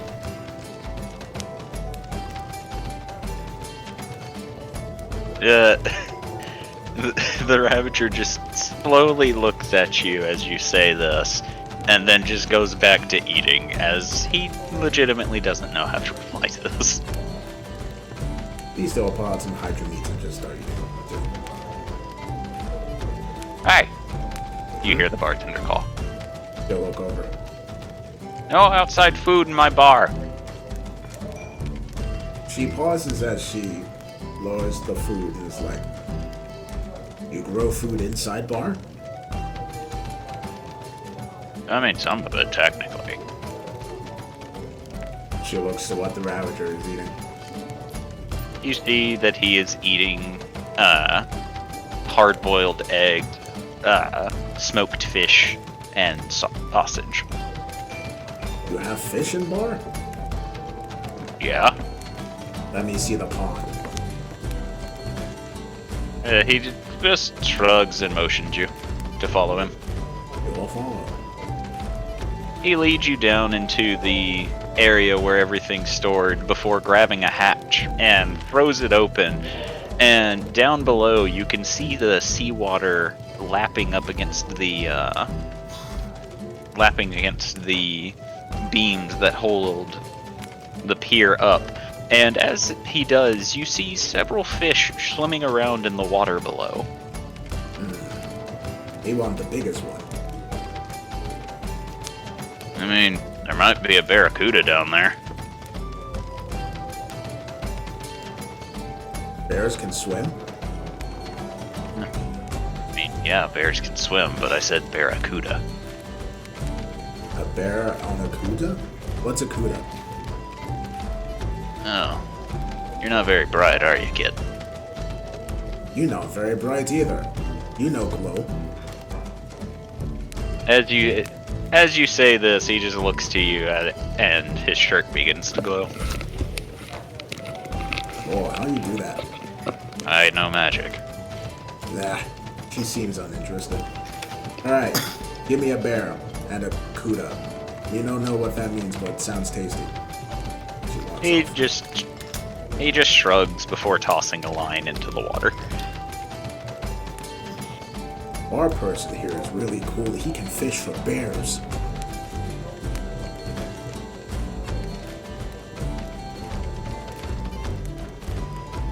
Alright, let's see.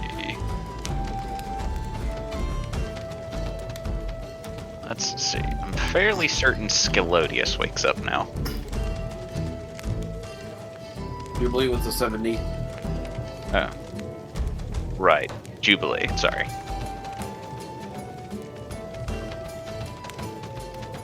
She'll get up and stretch, looking at already awake Hubert. Hubert is already awake, looking at you as he is sipping from his mug. She'll give a quiet nod as try not wake Edel and see if there's an extra mug of coffee for her. There are 2 mugs set on the table, the cup, the kettle still over the fire. Pour herself a cup and enjoy a nice quiet time with Hubert, leaning against the wall. Now it's time for Scalodius. Scalodius will get up and double check on his forcible roommate. See how that's going.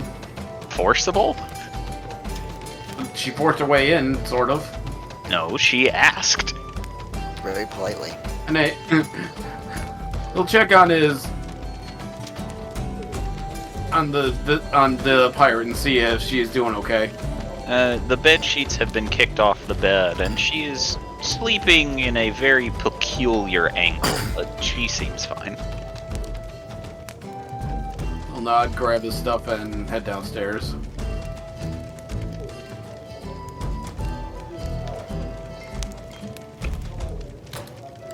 Hey, priest. Morning, everybody. Morning. I take it you all slept all right. No, me slept proper. Looks over at the corner where the 2 pirates are. Are they gonna be okay? No.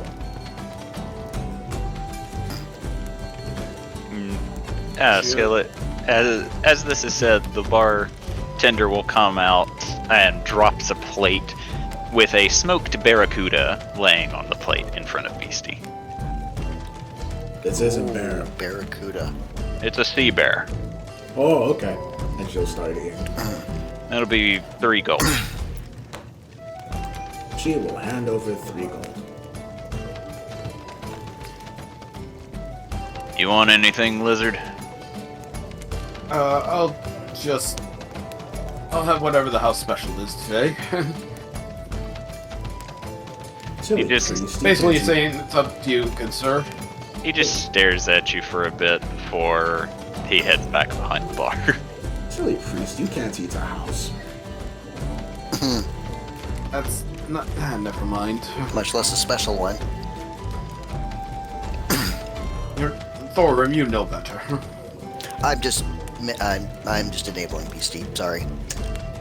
And after a minute, the bartender will come back, setting a bowl of what appears to be fish chowder in front of you, Scalodius. He'll nod and graciously accept. And hand over, let's see. I'll hand over a couple gold pieces. How many's a couple? 2. Okay. He'll take it and then head on his way.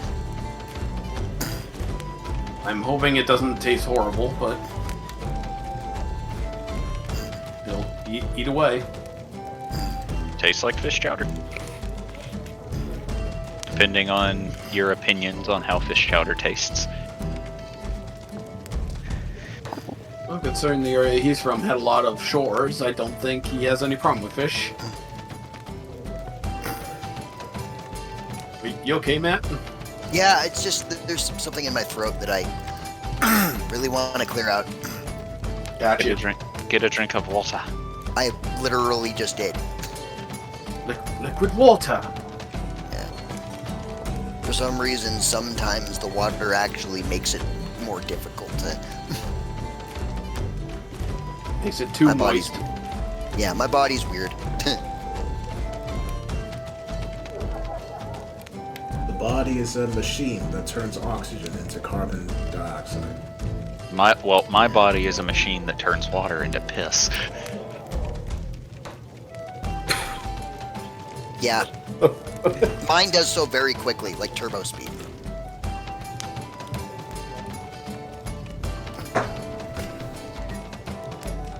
Alright, let's see. Who's next on the agenda? It looks like it is Otto. Oh, Otto will eventually wake up. He'll kind of look around. Then we'll kind of rub his head a little bit. That's weird. I kind of have a headache. Yeah, sure, it's fine.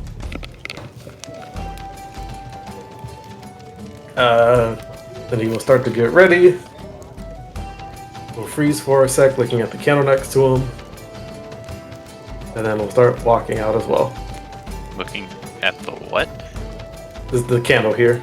Or, is this a candle? I don't know. Yeah, it is a candle, but don't know why you're freaking out over a candle. He just looked at the candle. Because it's a murderous candle. Yeah. Eventually head down. And we'll say, good morning. Morning.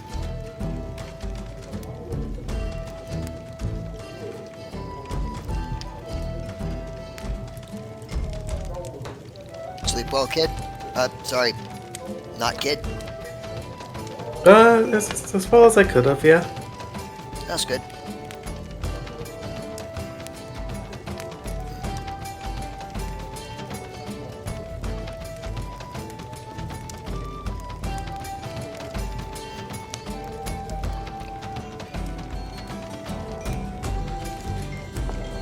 Then eventually we'll kind of look and said, we'll go up to the barkeep, said, can I have a salad?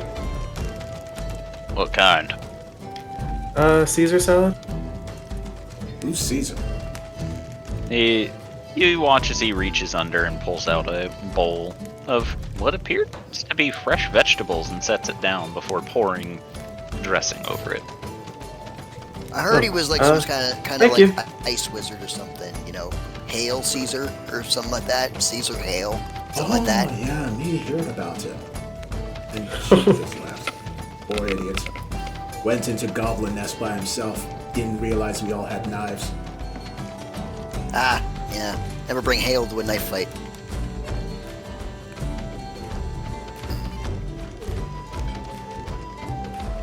Me you remember legends say he was killed by a big gobbo called Brute.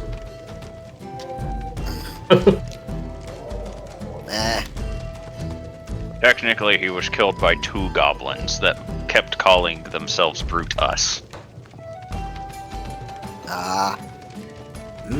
You and you, Brutus, or something like that.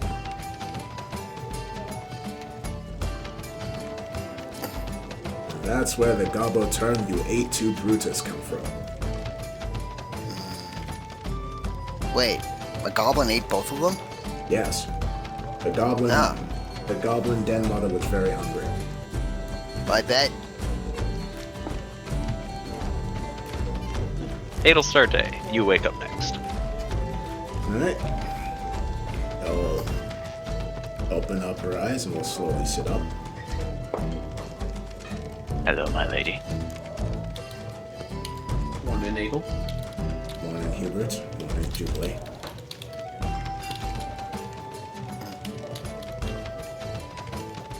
Did you rest well?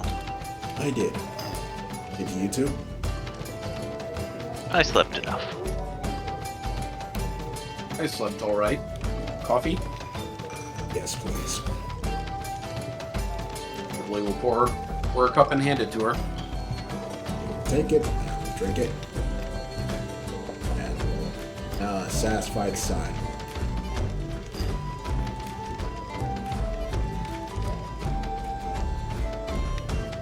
I do believe most everyone else is awake at this point. Alright. I'll then freshen herself up, and we'll head along outside.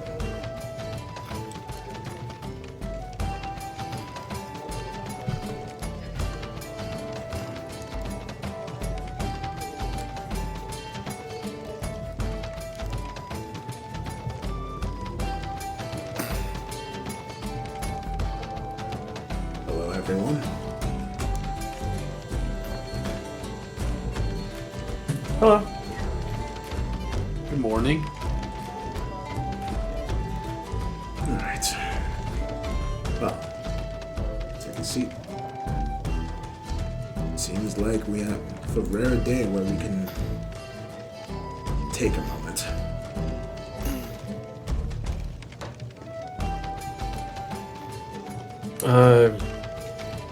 I wouldn't jinx it. You never know what could happen.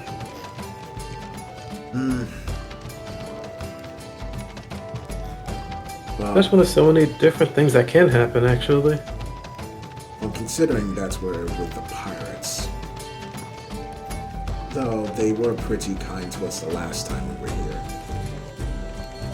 It's not like any of us did something, I don't know, that would cause some unforeseen consequences or something. She shrugs. I guess we will find out one way or another. I mean, pirates may be pirates, but they're not barbarians. That's my job. Jubilee, after hearing that, looks over at the torture machine and then back at him. Hey, Beastie asked me to help. I helped. Or at least I tried to. That didn't turn out. I was so more well. looking at the two guys that are still strapped to it. Wait, what the fuck? What? Why are they... Orgrim, not only are they strapped to it, one of them's asleep on it. What the fuck? Oh my god. Thorgrim kind of does like the very slow, like, bang head against table. I can see myself. Jubilee suddenly gets a catapult. mischievous idea. I'll just say it out loud. I can see myself casting catapult on that, Don't just to see what would happen. do not, Thorgrim's head immediately shoots up, and he's just like, huh? do not. Says it. I wasn't.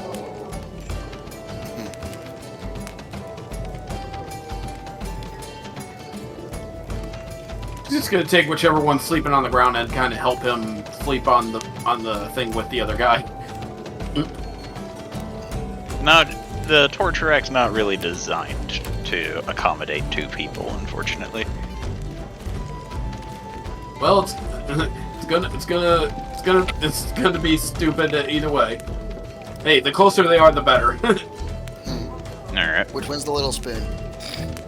Exactly. Well, apparently the one I'm putting on there at this point. Ah. I'm making my own amusement here. Stacking them like a Jenga tower. Just gotta put one, like, cuddling up to the other and then just return back.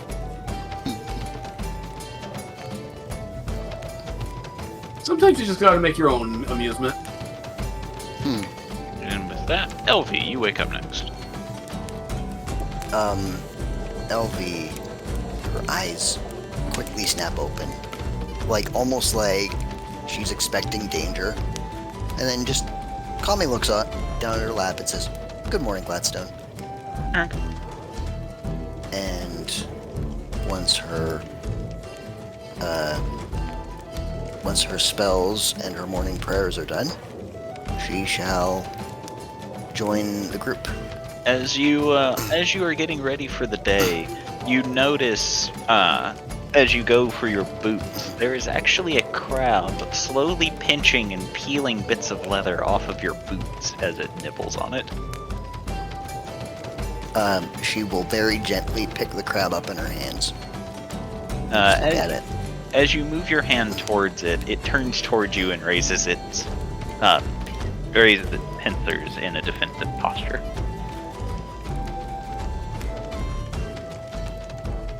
Hello? Did you not hear what I said? Yeah. Yeah, it raises its... As you reach towards it, it raises its claws in a defensive posture. I know. And LV says, "Hello." Oh, I thought you didn't hear me. No. No. It continues to just sit there. It appears to be a normal crab. Ah, a shame. I do miss Lord Pinchy.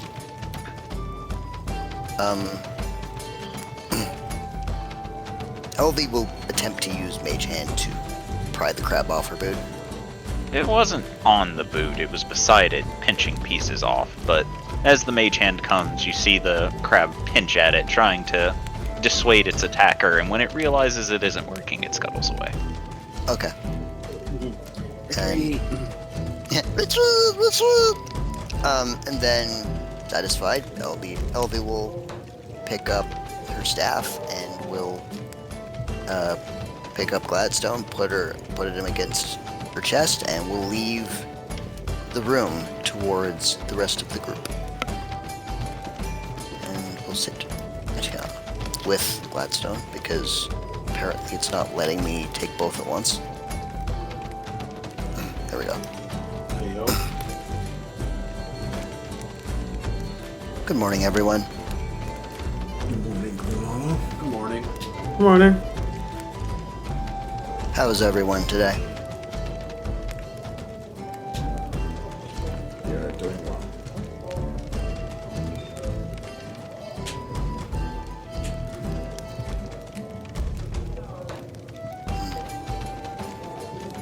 LV will just nod to the rest of the group, and then we'll go to the bartender. Excuse me, Sir Bartender, may I have a word? You can have as many as you want. Then I shall have as many as I can provide in order to procure a delicious salad from you, sir. Second one today, he says, pulling out a bowl and sets it on the table. Yes, we are, unfortunately, majority of us are vegetarian and or vegan, so. That's unfortunate. Yes, sometimes it can be a problem, but it is a personal choice. Anyway, thank you. How much do I owe you? Just take it. Excellent. Thank you so much. And she will nod her head and will return to the table, salad in hands, and will very happily eat.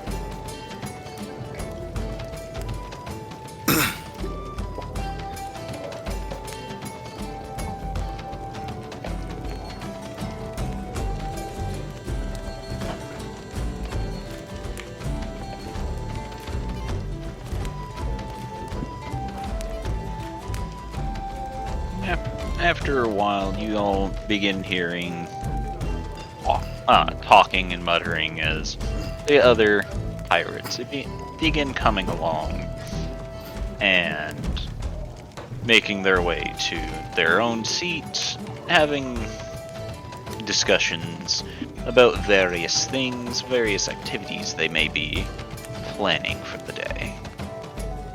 The morning rush has begun.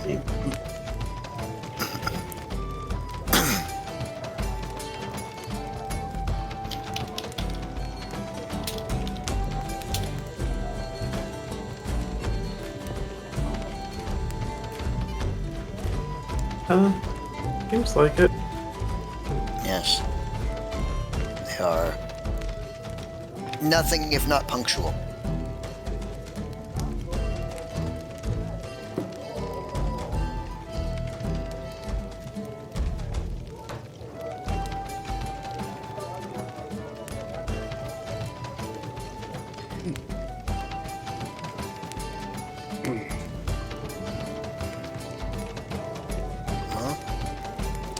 Does anyone have anything planned for today? Beastie will stand. Training with Gloomy. I see. How long are you planning on doing that? Yes. I see. It's quite the type of response I expected, basically. He hasn't quite learned that too much of a good thing is a bad thing. Ah, well, Me know that. Me take breaks, but me know that you won't train me if we end up losing that. And she points to the torture rag. Me not know how me carrying that around when we leave here.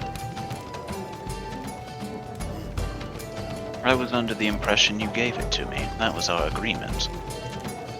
What? So you're not going to use it on me?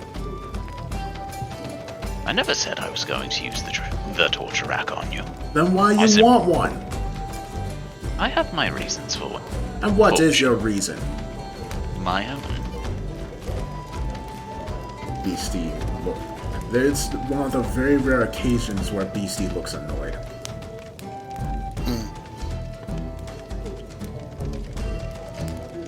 I do not have to tell you my reasonings.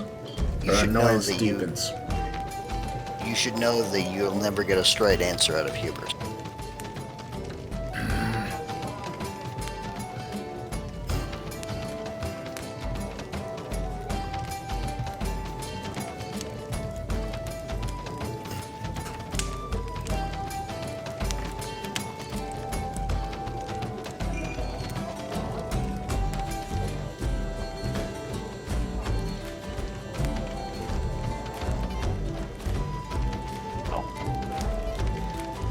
After everyone has eaten except for Adelsarte, what are your plans for the day? I'll ask Hubert to get her some salad. Hubert will do so. Let's look over to Adel. And I'll just say, I think I'll actually assist in doing terms and whatnot. Okay.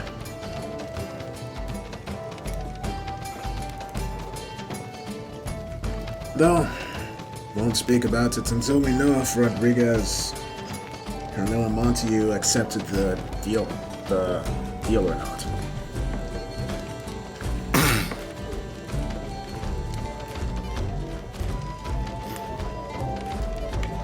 Speaking of, that reminds me. I need to go see what he'd pay for something for. What he'd pay for something I have. The amount he'd pay for something I have. Jesus, I did not get enough sleep. They will start to walk off. What do you mean? I have things that I haven't really used that I like to get a value for or maybe trade for. Alright. And he'll walk over to Rodriguez. Rodriguez will look to you as you approach. Morning, Rodriguez. Aqua. Good morning. What brings you to my table this fine day? I come seeking to make a trade of sorts. Is that right? Yeah. Don't worry, it's nothing that really has any sentimental value to me, and I don't really use it too often, so. And then he will go and will set down. After he gets back, he will set down 2 different boxes, or 2 different packs of cigarettes. He looks to this curiously. These are cigarettes I've procured on my travels to distant lands, essentially, and they do actually have quite interesting properties, despite just being cigarettes. One of them grants whoever smokes it, I guess, resistances to certain, for lack of better words, damage types, while the other seemingly can heal by simply smoking it, weirdly enough. Very interesting. How did you come across this, my friend? Like I said, it was something I purchased while traveling. You haven't used them yourself? I'll be honest, I have. They're quite worth it, but I'm someone who likes to have my own ways of helping myself and things like that, and smoking mid-battle doesn't really do it for me. I tried it, wasn't for me. He just shrugs and says, I suppose it is not for everyone. As he then puts his pipe in his mouth. Just gonna never mention how George did drugs to this man.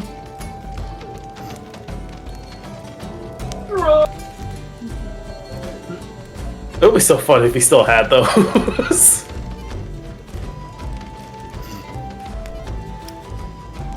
Unless I'm much mistaken, I gave you one that gave you sorcery points.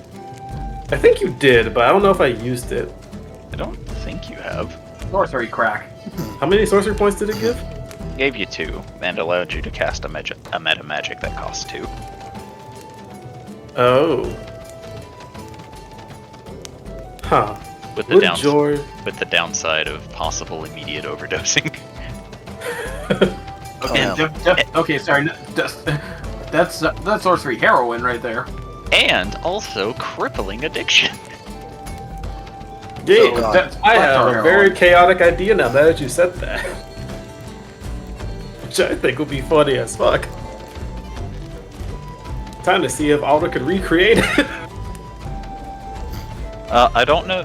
You can only recreate it if Otto has a sample, which I don't think he does. But George has a sample, so. You're turning Otto into a drug lord.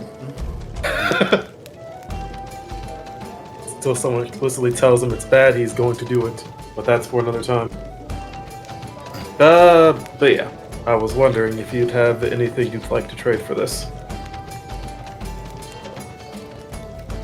He looks it over curiously, pulls a cigarette out, takes a sniff of it, and puts it back and says, I'll give you a few gold for it. How much is a few? 30. Per cigarette or pack? For a pack. Well, I was thinking 30 for everything, unless you have a higher belief in the price. I do have a higher belief in their price. He makes a motion for you to change the offer. Well, I believe they're either worth more gold or an item of equal value due to the fact that these are extremely unique, and I'd be somewhat willing to wage that you wouldn't be able to find them anywhere else in this realm. That is very true, but I also see them for what they are. They're a one-time use item. Once I run out, and Once I run out of the finite supply, I no longer have it. Unless you were to have the means to recreate it yourself. Which Then I- you have a whole business, a new business for yourself to have. That is true, but unless there are seeds within the tobacco of those cigarettes, I will not be able to recreate it.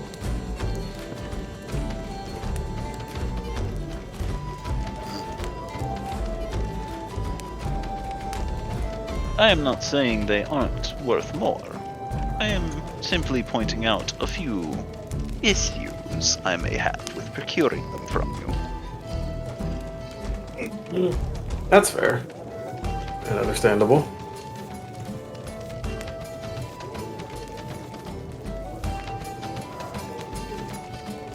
I hate to see how much I have of these again. How much do you think they are worth?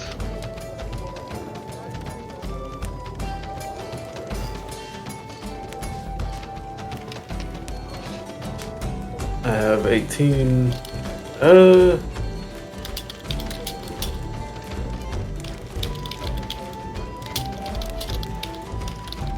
Kind of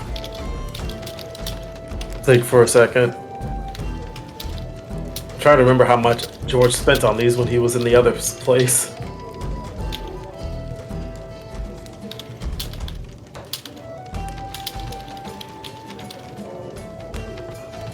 I would say at least 20 per pack. 20 per pack. And Yep. you're offering me how many packs? 18.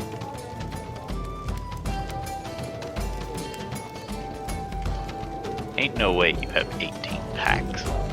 Yeah, he bought 10 of each. He bought 10 of the resistance packs and 10 of the region packs. Unless there's like multiple cigarettes per pack, then so they get each pack has a one-time use. Each pack had 10 cigarettes in it. Oh. Each pack had 20 cigarettes. Oh, well then I definitely miscounted that. Okay. Yeah, if each pack has 20 cigarettes, then he has 200 cigarettes.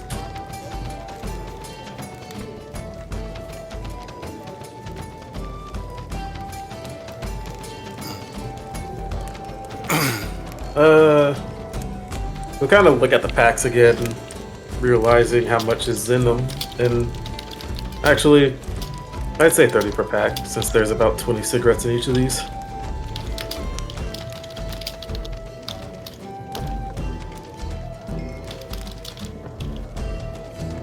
You said you have 18 packs, yeah? Yeah. I cannot do 30 per pack, as that would be quite a substantial amount of gold. You're asking me to pay 500 gold for all of this.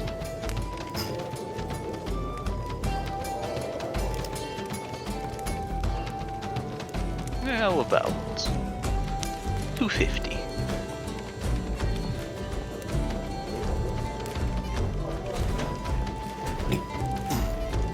Sorry. George has used it for how long do they last? Is it just for the turn, or do they last for like until they're put out? They last for a minute. Okay.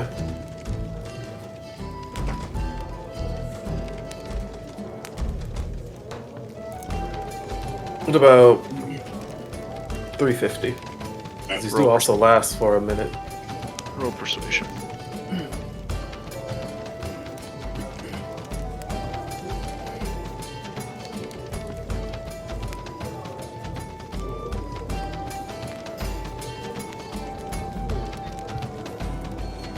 I would be willing to go to 280, but I'm afraid that is as high as I am willing to go.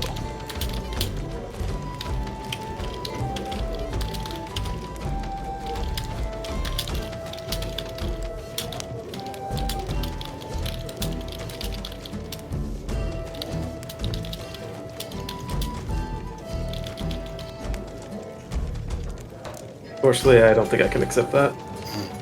That is fine. Sometimes you cannot sometimes you cannot take deals. I'm sorry we were unable to come to an agreement. Yeah, that's fine. It happens. But I am afraid that I cannot in good conscience pay such, at least to me, an exorbitant rate on that. That's understandable. Because maybe if I can find out if there are seeds within these, we can maybe figure something out in the future. If I'm able to figure out how to get a constant supply of this. An angel and a demon making a drug business. Yeah, it's not drugs, it's cigarettes. He's a devil, not a demon.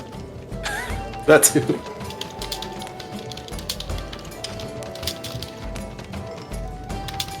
Well, I hope you enjoy the rest of your Call it morning. the conscious pact. You enjoy the rest of your morning.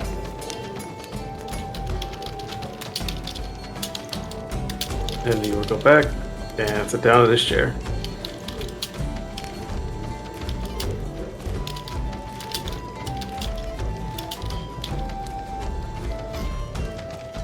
As he sits down, he'll look over to Thorgrim and the Ravager. I suppose it's Thorgrim. Do you smoke, Thorgrim? Nope. Never mind. Smoking kills, kid. Why do you think I stopped trying to use these? Ah.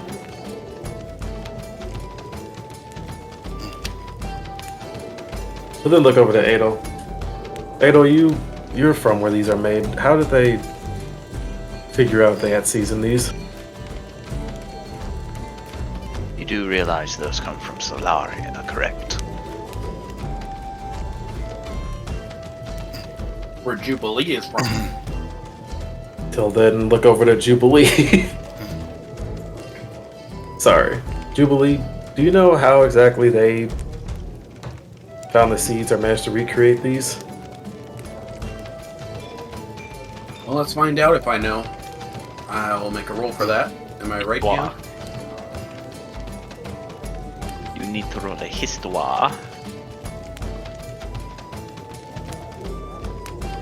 That's pretty good. You know that if there are any seeds in the product, they are removed prior to use. And prior to They selling. do come from seeds, but unfortunately they remove the seeds before they distribute them. Good way to regulate the market. Huh. But I found these in... Does that also apply to the market where I got these from? Yes. Well, shit. I mean, how else are they going to keep making it? You have to think of it this way, George. If they put the seeds in the product and one of the buyers figured it out and grew their own supply, they would lose business. Or worse, would have a competitor. I mean, if you don't mind me asking, since I'm not exactly a competitor, I don't live in Solaria, you know where exactly they found seeds like these from?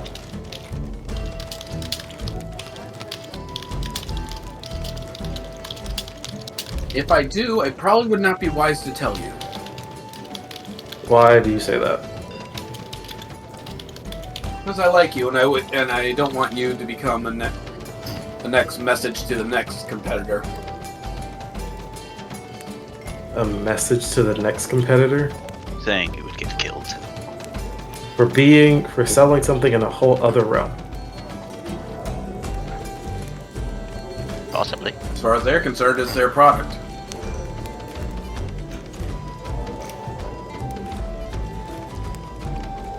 Alright. You really need to understand how illegal market networks work, George.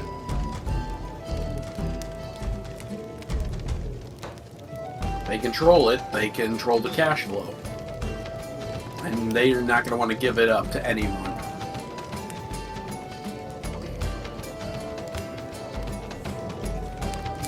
Alright. Don't sound so dejected, George. I'm not. I'm just trying to get some value out of these. When I'm thinking about it, he kind of facepalms himself. What would you say the average value is of 18 packs of these, Julie?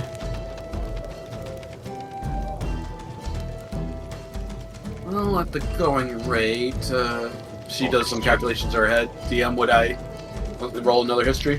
Yeah, I was gonna say, with underground connection, should I do that with advantage or no? sure. Okay.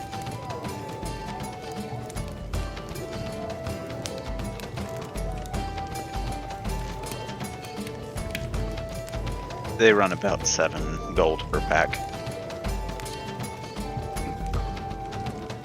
I'd say about 7 per.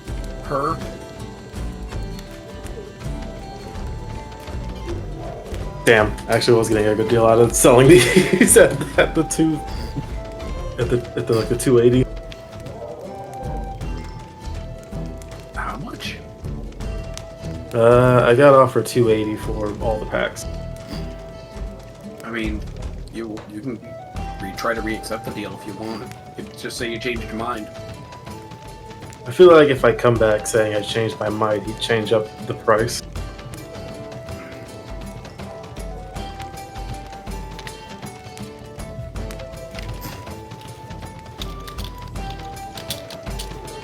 But now that I have an Totally up to idea, you. I can.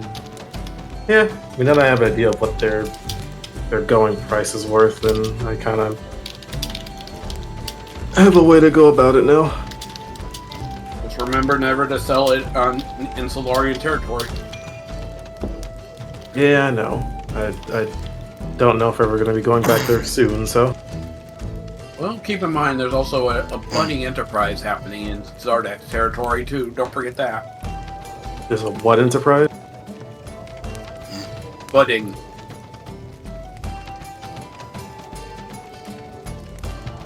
You're Budding right. enterprise. Yeah.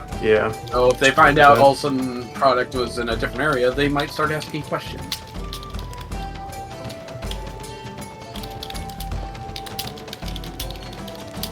Yeah, that's understandable.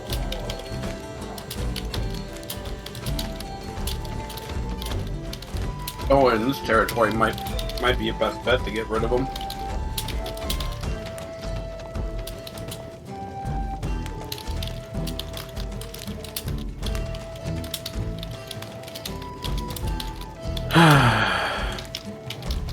Fuck it.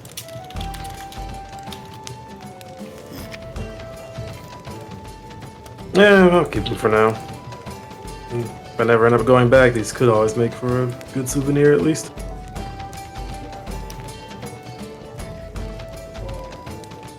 That's fine.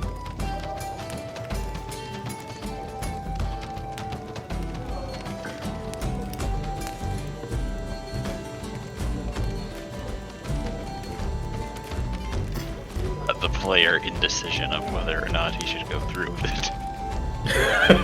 That's like every decision we've been making this campaign, though.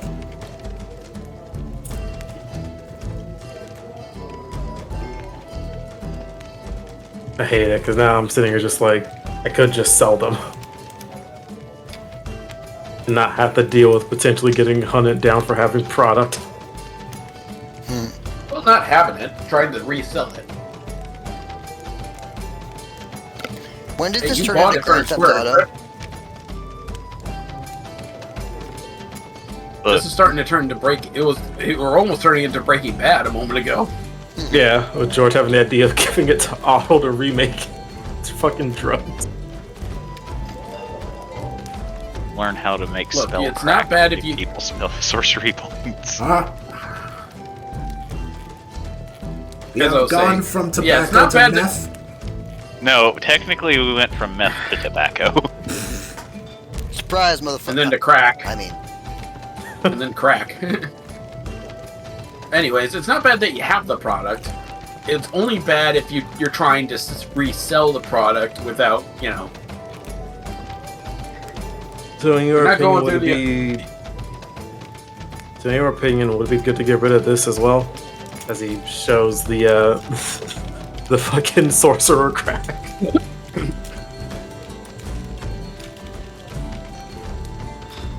Pretty sure that one is definitely gonna land you in a lot of hot water. Heck, that one might land you in hot water just for having it. George will then stand up and we'll walk back over to Rodriguez. I have the new episode named Phenomeno. The one where George sells drugs. The one where Again. we consider drug dealers. No, not even sells drugs again. Yep. Again in brackets. That's definitely because of the Always Sunny song. So we'll walk back up and we'll sit back down on the table. Welcome back. Yes, I did not expect to This be back is so crack. soon, but I've come back to, I guess, negotiate another deal. Did you know? Yes, I realized that I also have another, I guess for lack of better words, product that I'm also willing to sell now, on top of the cigarettes. Is that right? Yes. That would be. He will hand over the sorcerer crack. I'm just gonna call it sorcerer crack. He just looks to it and says, and this does what exactly? It lets people, or I guess more or less, spellcasters, be able to use meta magic. Interesting. He says, rubbing his chin, and goes, do go on. It lets you use any type of meta magic with what it can do. From my knowledge, it could be very useful if you know of any spellcasters that could find uses for it that aren't exactly, born with magic. Well, if it only allows metamagic, that means that you have to know metamagic in order to use it, correct? No, it just grants you the use of meta magic. But metamagic is useless unless you can cast magic. But I thought that's what he's saying, is that you need to be... Okay. Yeah, he was saying, but you have to cast spells in order for it to actually be useful. Oh, okay, yeah. Yeah, so that's why I said it's good for spellcasters. Or be useful or worthwhile to a spellcaster.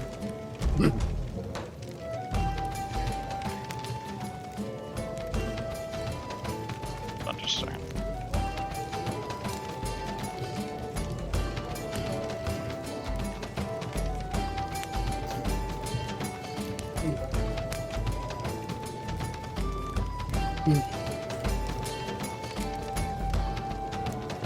Sorry, I'm checking something. Go.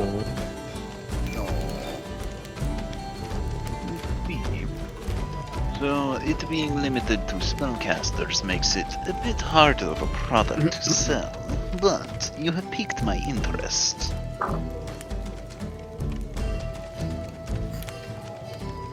I'm sorry. Out of character is taking everything in my body, not to just tell him it can be replicated or remade. Oh Jesus, please no.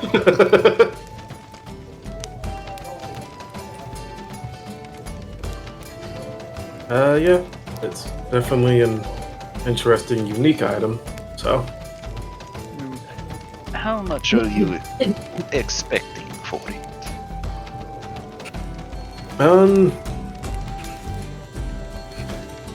Oh god, George and his not being able to do any type of deals properly. I guess on top of the cigarettes, maybe $3.15. Oh, 315? Yes.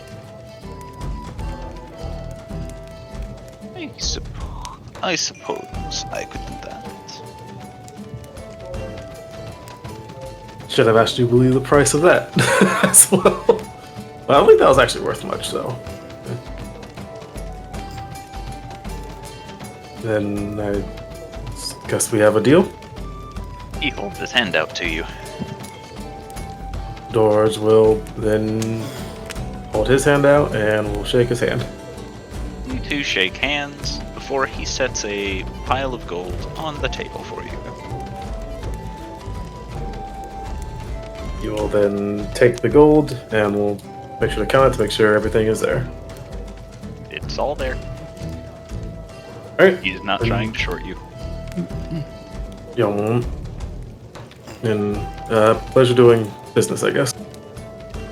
Pleasure doing business with you, sir.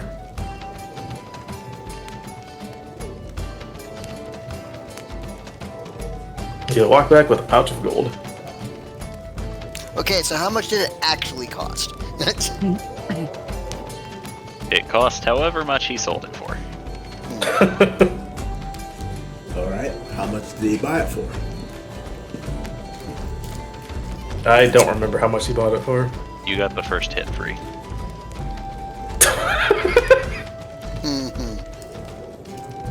Oh yeah, so we spend nothing on that, so that's all profit there. Which now I'm Congrats, you're a drug dealer regretting now. again. Which now I'm regretting doing that because that could have just been something that could have been added to the wager, and I'm overthinking it again. Ah! You have a weird talent for selling things. But there were 3 different colors. I don't remember the one that George had, but brown sued extended spells to double duration, blue sued made twin spells, and red sued made distant spells. I think it was the blue so that let him twin spell. I still can't believe you introduced Sood to this game too. I like sued. I like Sood it is great. I see you know the next campaign is going to be a drug epidemic because of George giving Montague a fucking drug.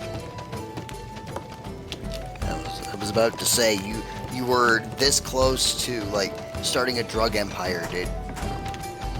Hey, it might still happen if he can find a way to fucking replicate it.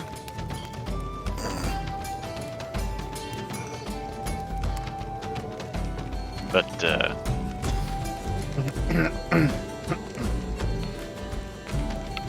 I'm fairly certain that it usually costs a couple hundred gold per hit of sued, so Bro, Well, I fucking hate it here. yeah, no, I that's why I asked as soon as the it was over. the problem is I can't get an exact price range for it, but yeah. It's a homebrew thing. Haha.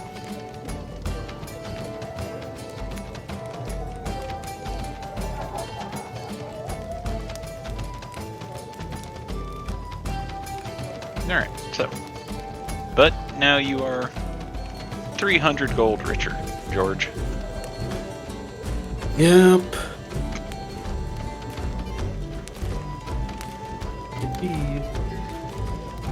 Yippee! Another thing I can get off of my character sheet that I need to keep track of.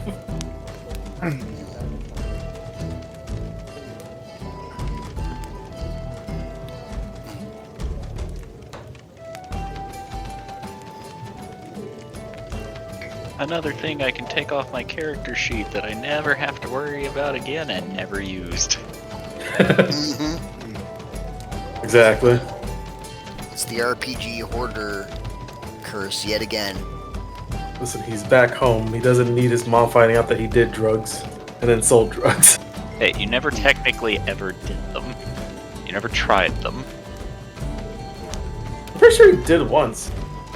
I think you did one of the cigarettes, but you never tried the sued. Because I don't ever remember telling you to roll a con save. Okay. I might be thinking of like what something Mark did during the during that fight. 'Cause I'm pretty sure George might have used it during the fight with Supreme, but I do not recall. yeah, same.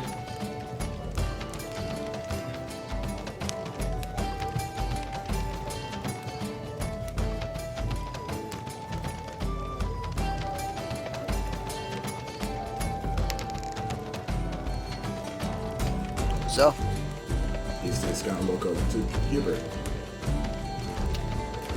Hubert will look at you. Waiting time. Have you gotten your fill? Of food? Yes, let's fight. Very well.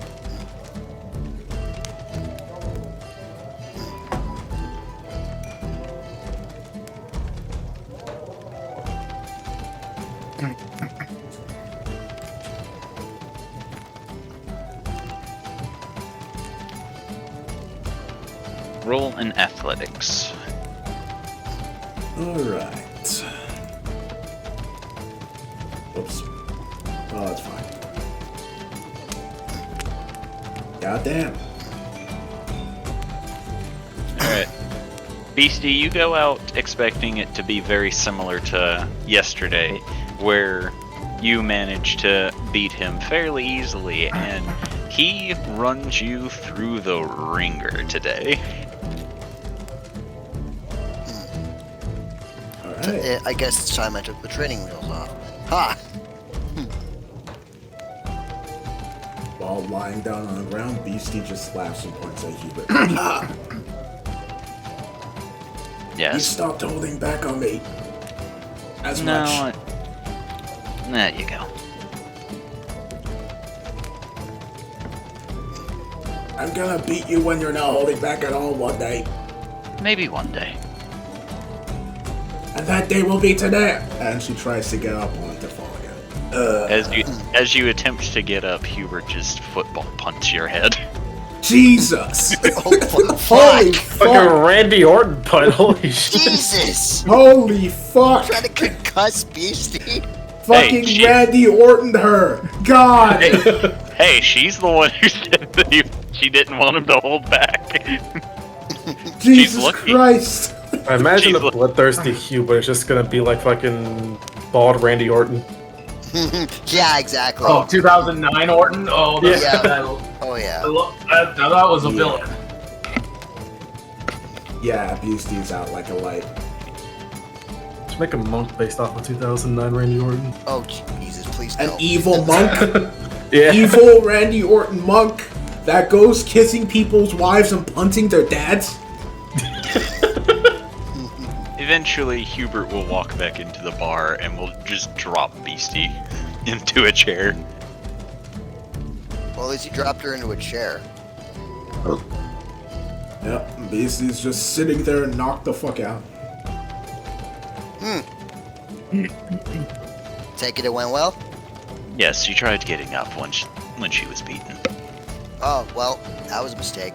I kicked her in the side of the head. Jesus, dude. What? Ain't that a little extreme? It was that or stab her. Don't know which one's the worst one, honestly.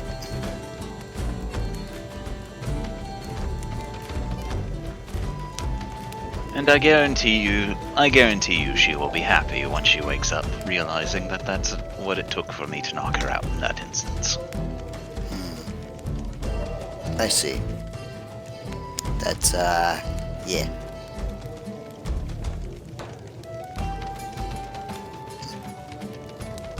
Thorgrim just like leans back in his chair and just starts drinking, kind of just being like all awkward about it, like okay. As you do, you look towards Hubert, and Hubert's just staring at you. More aggressive drinking, glug glug glug. Hubert, Yes. I need you to go find my dad. Do you know where he is? No, How do you expect me to find him? you have your ways. Yes, if I know where I need to look. He's here, somewhere around here. That's all I know. Yes, but here could be within the city, it could be a few miles on the outskirts, it could be in the sea for all I know. Possibly in the city. You see the issue. I'm sure you'll figure something out. Do we have any big plans for Everybody's today? like, no, I got a feeling the big plane will find us in like 3, 2, 1. Oh, George will then use his Normally- boot of George then Like, uses works. boon of spell, look up at the sky, and uses boon of spell recall to cast scrying. Rain? Scrying. Oh. He's gonna try to find Obidus. Oh, that's right. He's supposed to be in town.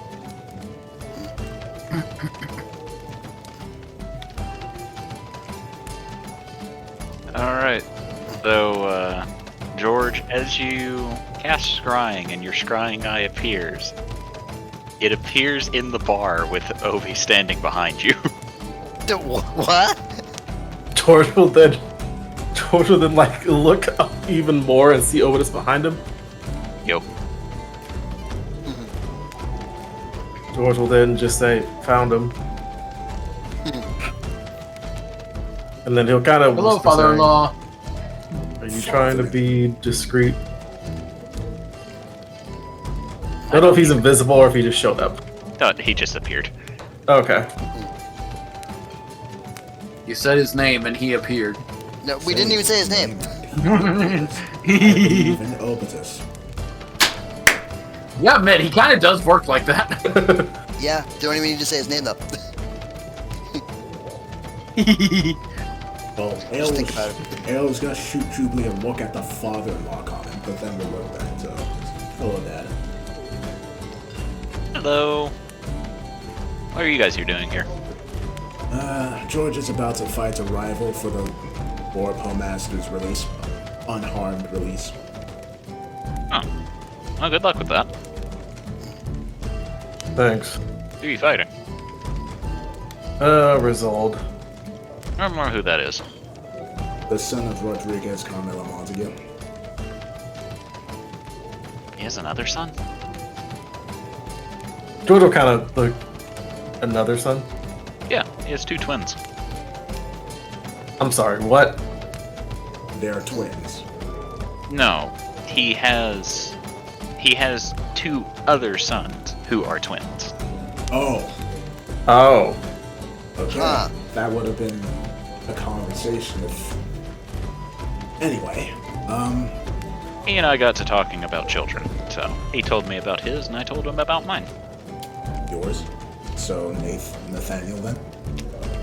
Nathan, Stacy, you, Blizzy. You told him about me. Yeah, you are my daughter, aren't you? It's just he didn't mention that he knew you and I were related. I mean, he probably didn't until I told him. And secondarily, it's probably not important. I guess not.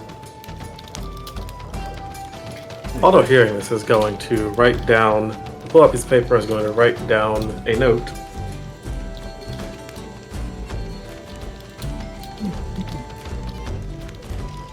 And is just going to wait until the conversation is done. Well, Dad, the reason why I'm here is because I need to get your permission for something. Need to get my what for what now? Your permission for something. Yeah. To become the heir of a kingdom. No. Why not? You're already the heir to a kingdom. I can be the heir, I can be in charge of two kingdoms. In a different universe. Why not? There aren't two of you. I'm already in charge of several kingdoms from a variety of different countries. A different realm isn't too out of the question, I feel. And how often have you visited those kingdoms? Not very much recently, given everything that's been going on. So, you think that you're going to be able to balance that with the need to plane shift to come here. Secondarily, you don't even know what duties you'll be in charge of. What if part of becoming the heir to that kingdom is having to live here? I'd probably be able to figure out something.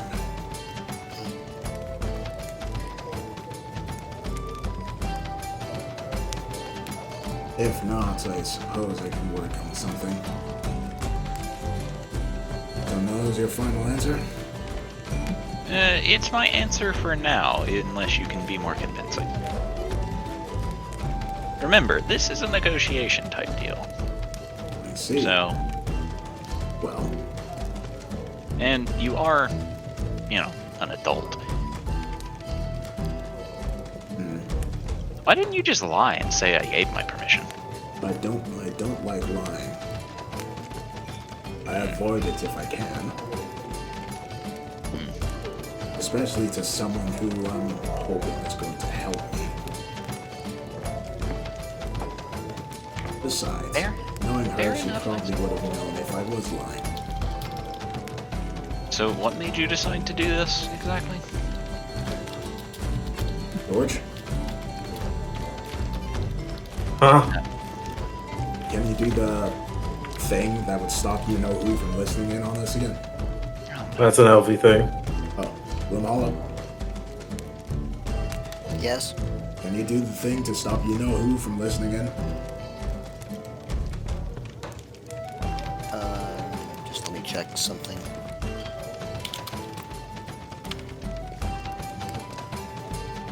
Sure, it's gonna work. Can you also make it to where only it's us within the range of it?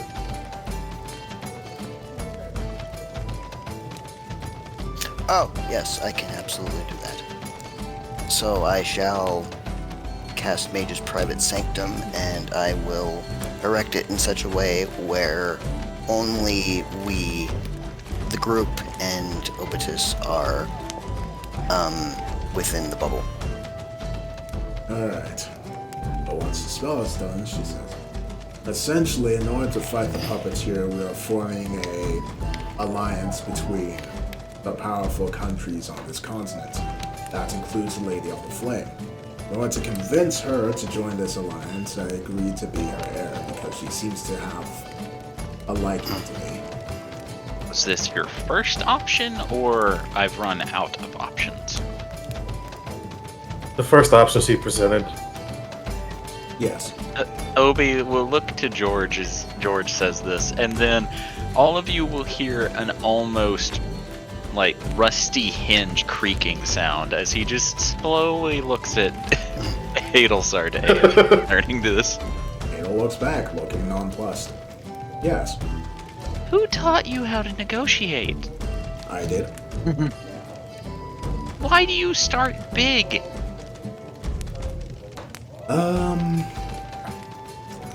Because we are facing someone who is going to destroy every universe in existence. So me putting myself in there was actually quite small. No, it isn't. Well, I made my choice. That's what I saw things. I continue to see things. Oh, I'm going to have to teach you how to properly negotiate.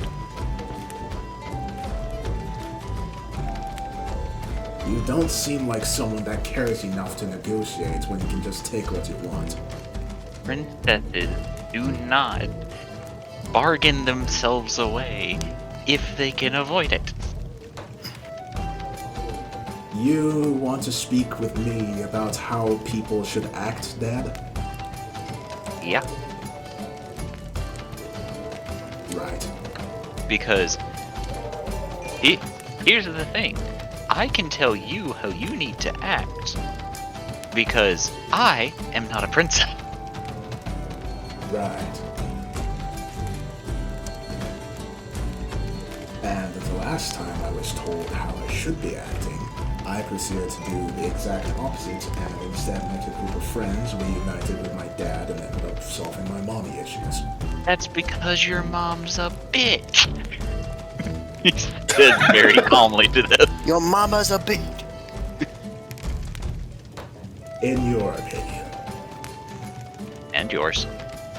No, she's just misguided. But by my culture's standing, she is pretty polite. Be that as it may, I made my own choices and my own decisions. I was doing what I feel is the right thing, and it's what I will continue to do.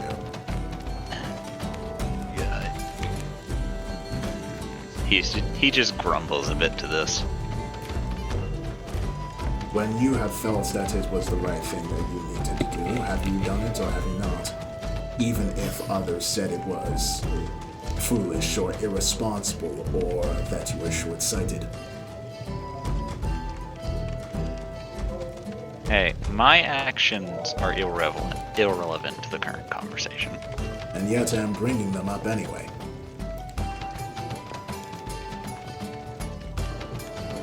Ultimately, given everything that is at stake, I think my ranking as a princess is the last thing that is my main concern.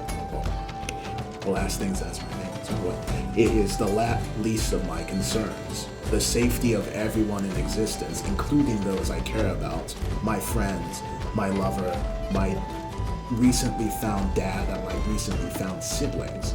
That is what's on my mind. So excuse me if I just did what I feel I had to do.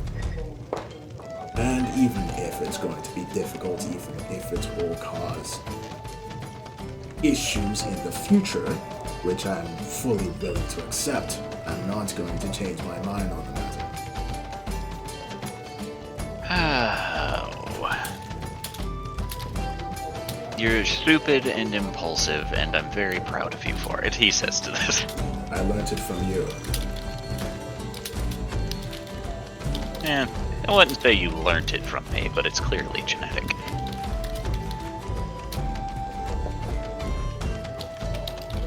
So, what is your answer, Dad? You do whatever you think you need to do. Thank you. Well, in the meantime,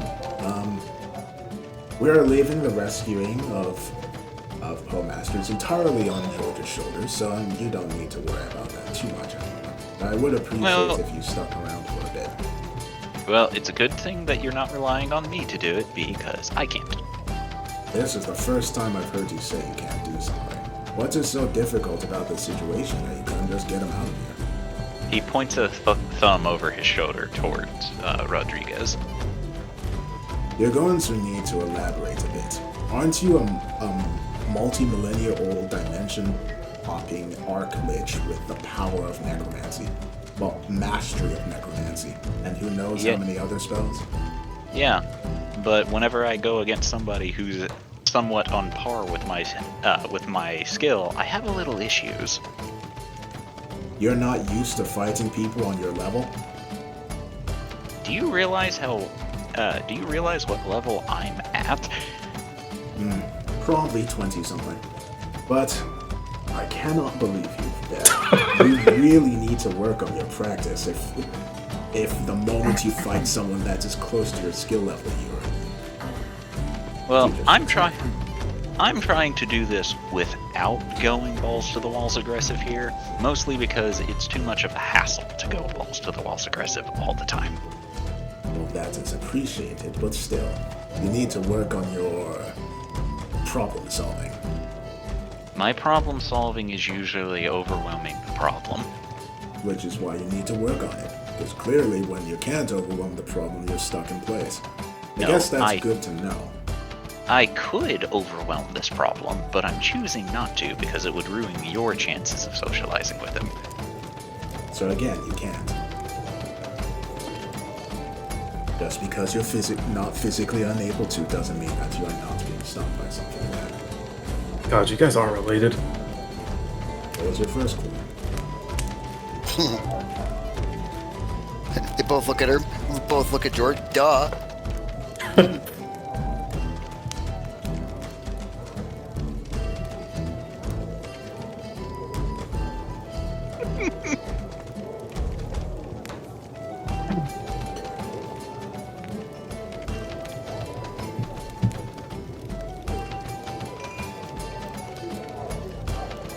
But I'll probably stick around somewhere. Thank you. Apparently, this place is not only a target of that ship that you saw before, but also a target of Baba Yaga. Yaga. Yes.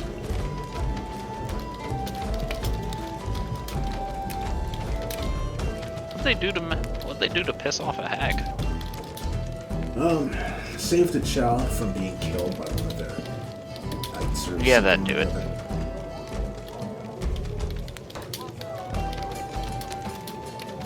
What is her problem? I know she wanted to use my blood for something as well. She probably used it for a ritual. A ritual that needed my blood? No, specifically elf blood. You are probably just the closest elf. What kind of ritual requires elf blood?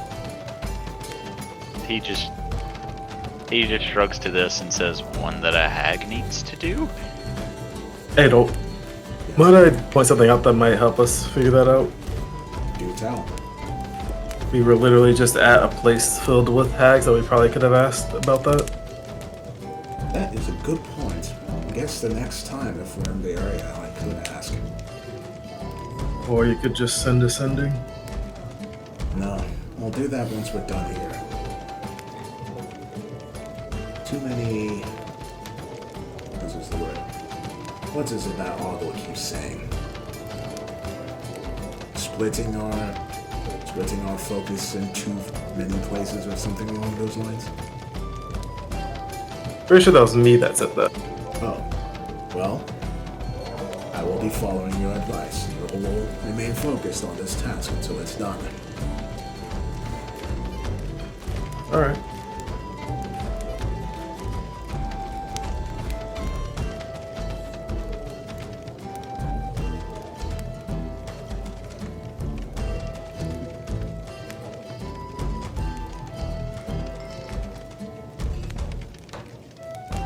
Put the rack, Obi says, pointing toward the torture rack.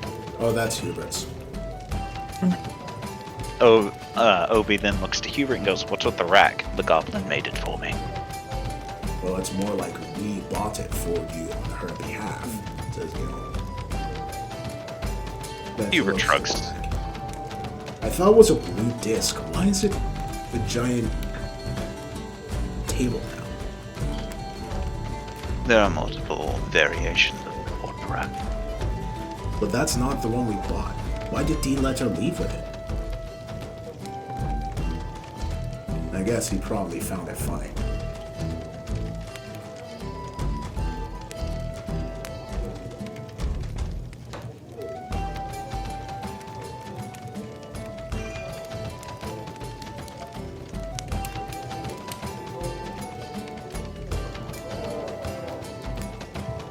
Oh yeah, Dad. Is Nilo still MIA? Oh, no, he's back at the kingdom. Alright. What about, Charlie? He's fighting somewhere to the south of the continent. To the south of the continent? As in the southern part or south of it? Hubert shrugs to this. I just know he's south. Alright, opening up the map.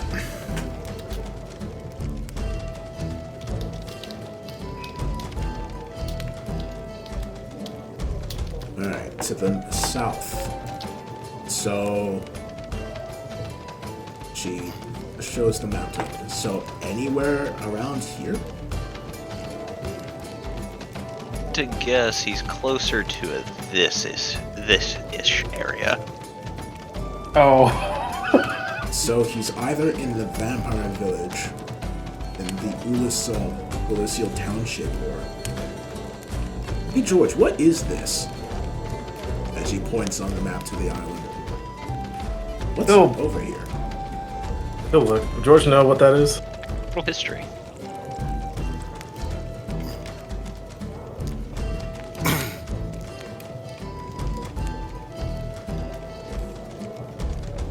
You're not entirely sure, but if you remember correctly, it is an island that is in a perpetual state of having a blizzard. Not exactly sure what's over there, but it's kind of always cold there, as if it's like a blizzard most of the time. And yeah, like, not just being cold, it is a constant blizzard snowstorm, like the worst blizzard you can imagine. Like the worst type of blizzard, just constant snowstorm-y, I guess. I wonder what could be going on over there that could be causing them. How long has it been constantly blizzarding, George? George know that? As long as you can remember. As long as I can remember, so a while.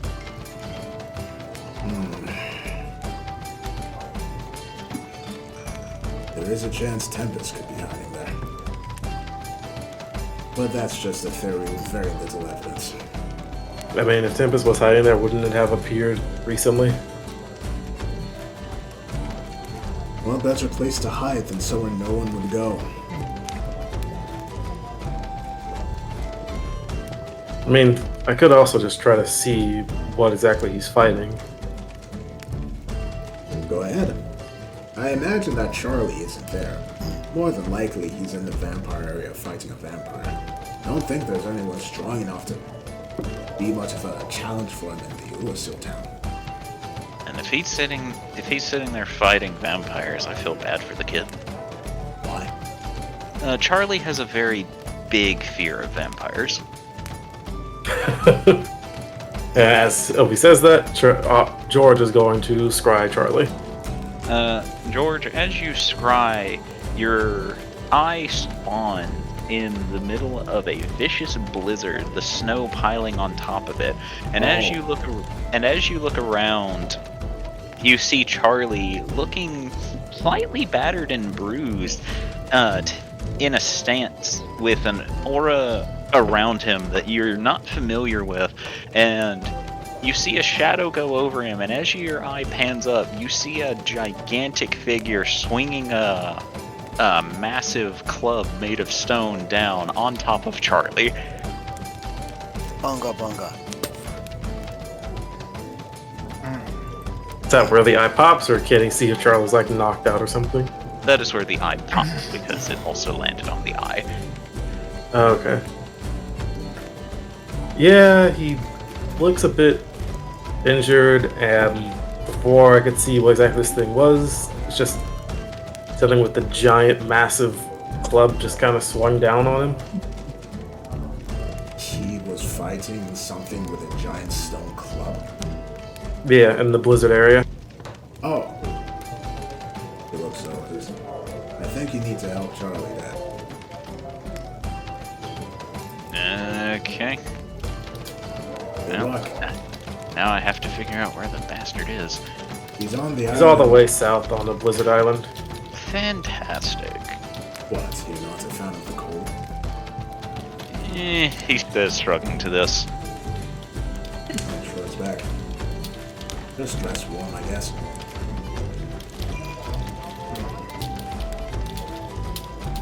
I guess I'd better be on my way, he says. And Oh wait, before you miss out over this, yes, whenever you, I guess, get the chance, can you pass this note on to Blizzy?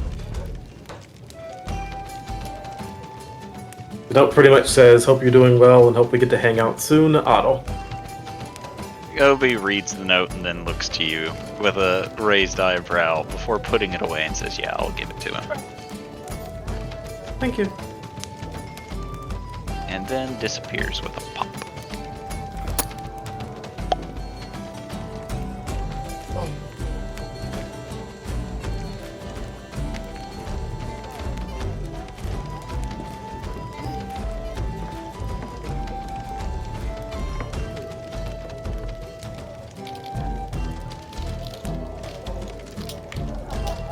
Alright.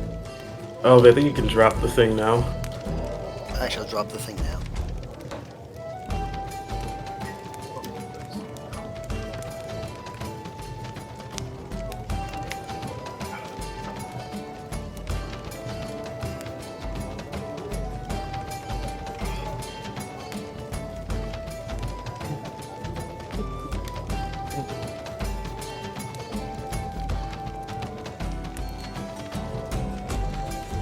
So much for him sticking around with us, Obi says, looking to Adelsarde.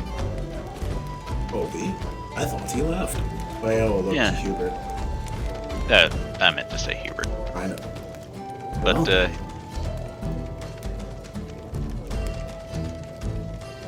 if anyone has the best chance of saving George right now. George? Sorry. Wait, no, I'm doing it. If anyone has the best chance of saving Charlie right now, it's Dad. Right player, wrong character.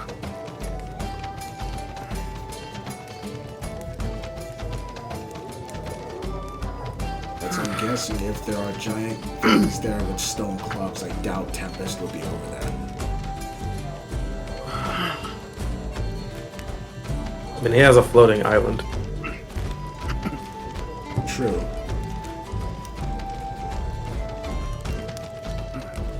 Whatever. Knowing Dad and the current scenario, we might end up having to save him, too. Given that he hasn't arrived back yet.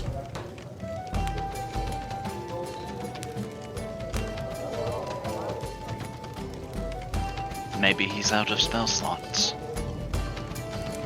Or he's just dealing with the difficulties of his companion. More likely the latter.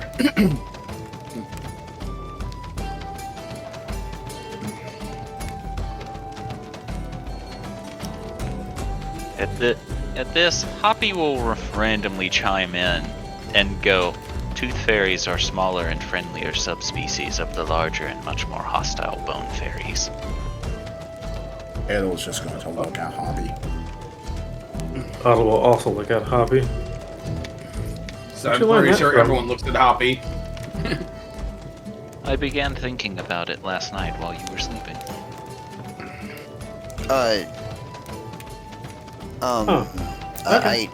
I don't know if I should alarm you, but he's speaking full sentences. I am wearing the headband of Full intellect. senses, He he says, just did philosophy. I am wearing the headband of intellect, Hoppy says, pointing to it. That explains why. Yeah, I gave him that so he can kind of be able to learn and do things on his own if he ever needs to. Interesting. I do want to eventually try to turn him into what your previous friend might have been and see if that can work out. Mark? Yeah. Well, not turn him into him, but kind of something similar to him, to where he's able to actually do more than just protect. Have his own sentience. Pretty much, yeah. I think he deserves that after looking after me all these years. Even has a gun. So you're looking at it as a reward, not playing God. Yeah, why would I want to play God? I already see too much. Gods can be jerks, because they know all instinctually rubbing our throat. You really need to get past that trauma at some point. It'll just gives Julie bombastic side-eye. You get choked out by a god and tell me that again. I mean, I'm just if saying, you're you gonna literally let reach for Jubilee- your throat every time you say that word. I mean, if I made Jubilee, I think you need to get over getting kidnapped all the time. And George shoots you a smile. He looks at you.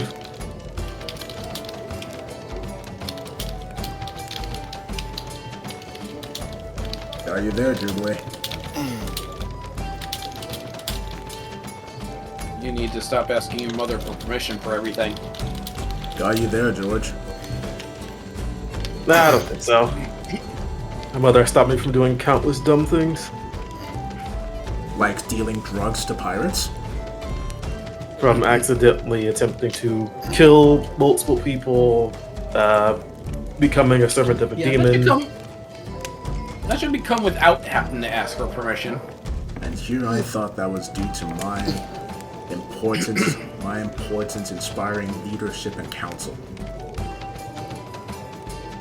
Who said your Well, leadership and counsel wasn't helping as well?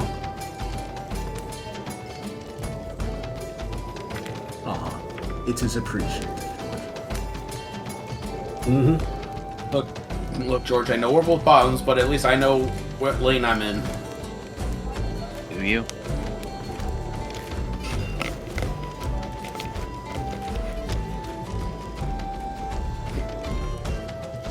She does not look at Hubert's direction, but you can probably tell she's sweating bullets after hearing that. Like, Keep telling yourself that, Jubilee. Again, I know I'm a bottom, but at least I know it. Okay.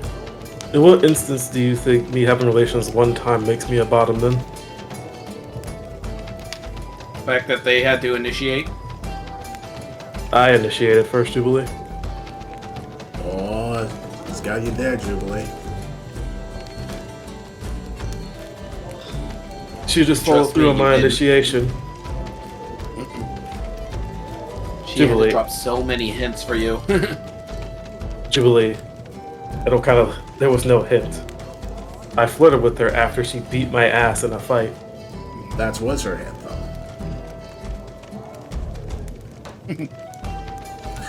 I'm sorry, what?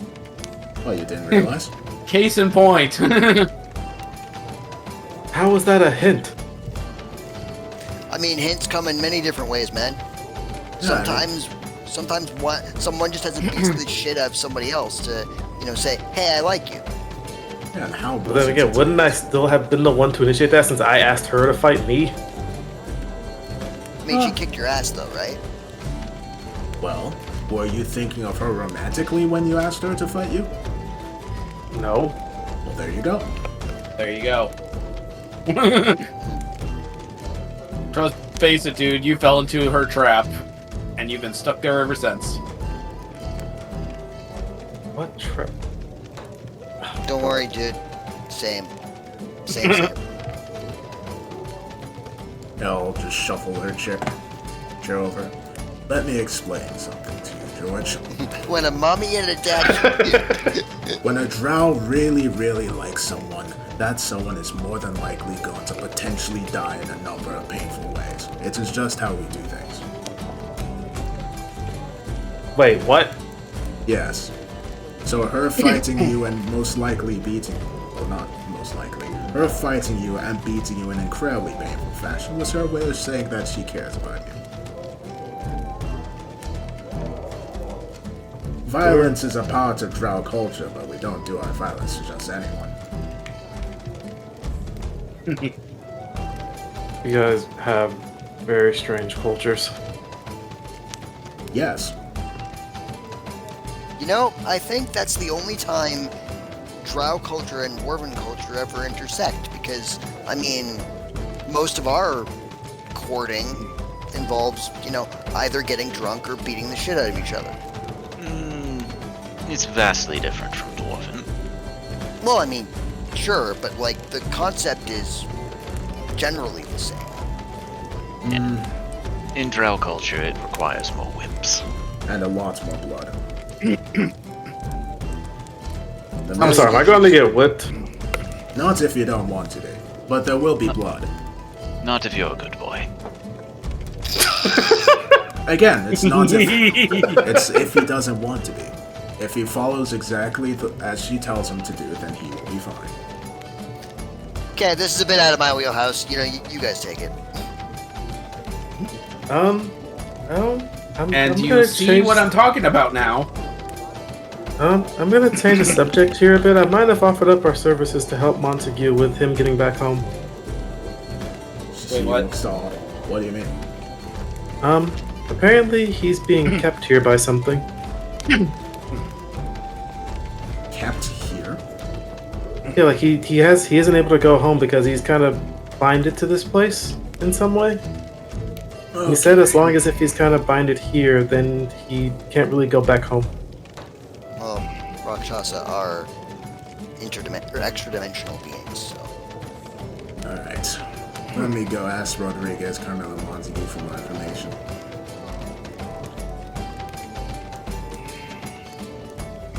Accompanying the lady. Dale's gonna walk on over. George's also curious about this, so he's going to also go over.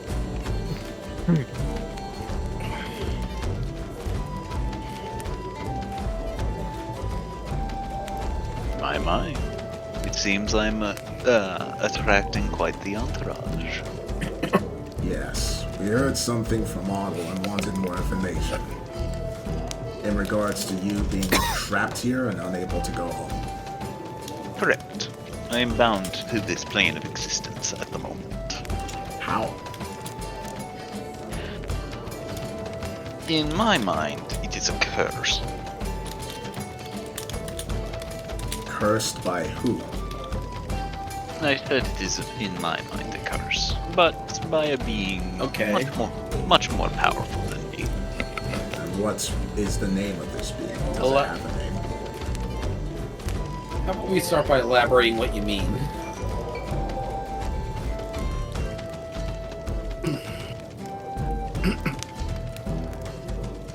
In what way? Well, you said it's a curse in your mind, but how are you bound exactly? Because it is by a spell called Planar Binding, which is not technically a curse. Ah, Planier Binding. Was this by Baba Yaga? No. Then who? A Titan of Light. The Titan of Light? Jesus. Yes. Okay. What happened between you and a Titan of Light that it would trap you here? It saw me. That's it. It is a being of good, and it sees me as evil. So it attacked me. I see. And rather than killing me and allowing me to reform in the Nine, it bound me to this plane. And the 9 is your home? Yes, the Nine Hells is the Hells. home for all devils. Okay. Where did this happen? It happened many years ago whenever I first spawned. Unfortunately, it was off of the continent, to the east. I see. So that's how you came here then. You sailed here. Yes. And I refuse to try and take my crew to get my revenge, given I have quite an attachment with them, and the being is excruciatingly powerful.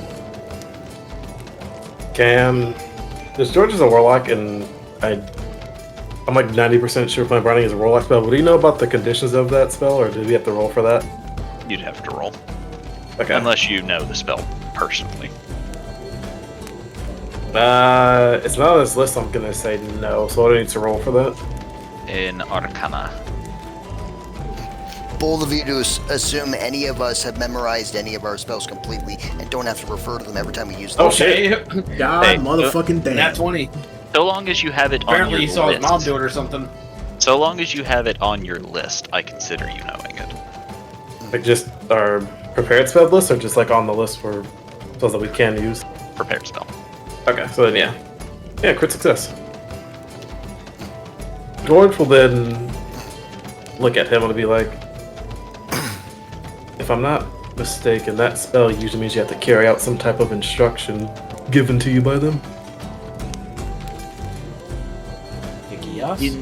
In normal circumstances, it does. However, this one, he just simply bound me here. No instruction? No instruction. So you spawned here, and the moment you spawned here, you spawned in front of a Titan of Light that bound you here? Unfortunately, I don't control when I plane shift. I just appear in the plane. Did you And you're sure you don't remember them saying anything?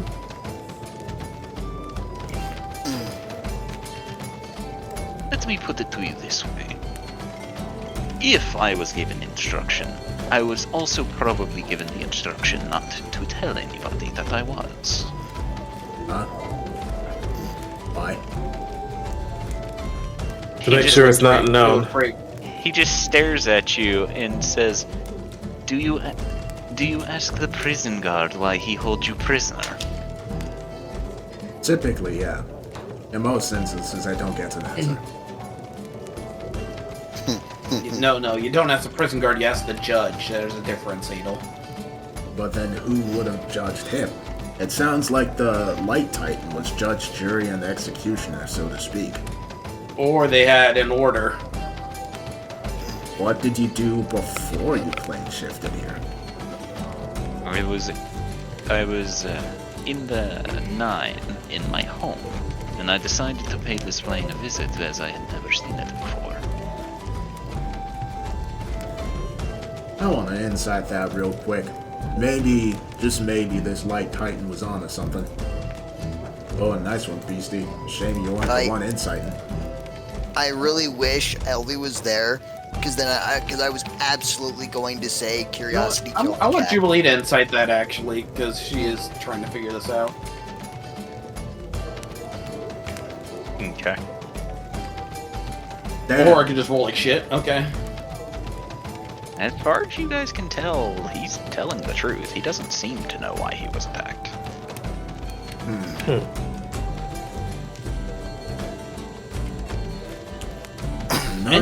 Okay, I know this is gonna sound stupid, but any other small details you could remember about that day, anything could be a clue at this point.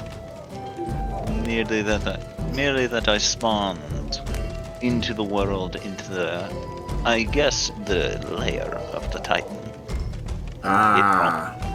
It promptly attacked me. I defended myself, and then it bound me here after it beat me. That would do it. So Playing really, an MMO and you forgot you stopped playing in a high-level zone. so it So, really was just going- bad luck. No, you can. He could have summoned him here and then probably kept him trapped by using a different spell. But And then he fought was him the that one way. that came here. I But doubt a you light said- titan could do that. No, there are spells that can specifically go against devils and fiends of that and things like that. But is there a You sure there way was? that if someone were to plane shift from a specific realm to here, that would be funneled into a specific place?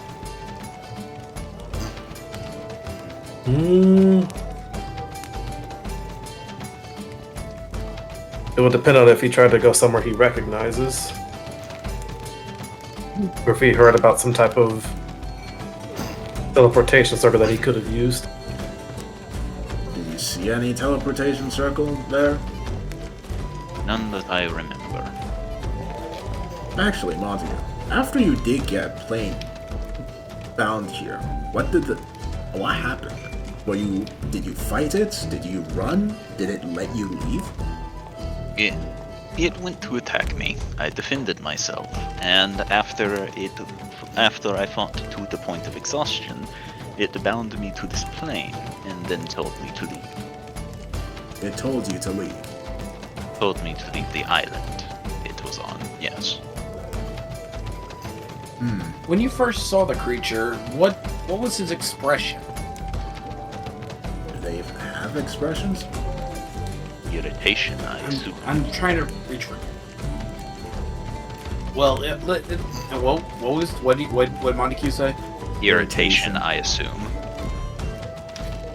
Now, don't you find that a little strange? It's a celestial being. They do not like devils, so not really. Well, of course there'd be irritation, but wouldn't the first reaction you'd see be more surprised if something just appeared out of nowhere? It's like he expected that to happen. If he expected it, he wouldn't be irritated. But he would definitely be surprised if he didn't expect it. Honestly, it depends. Either way, since it's planar binding, I'm not sure if I can reverse that.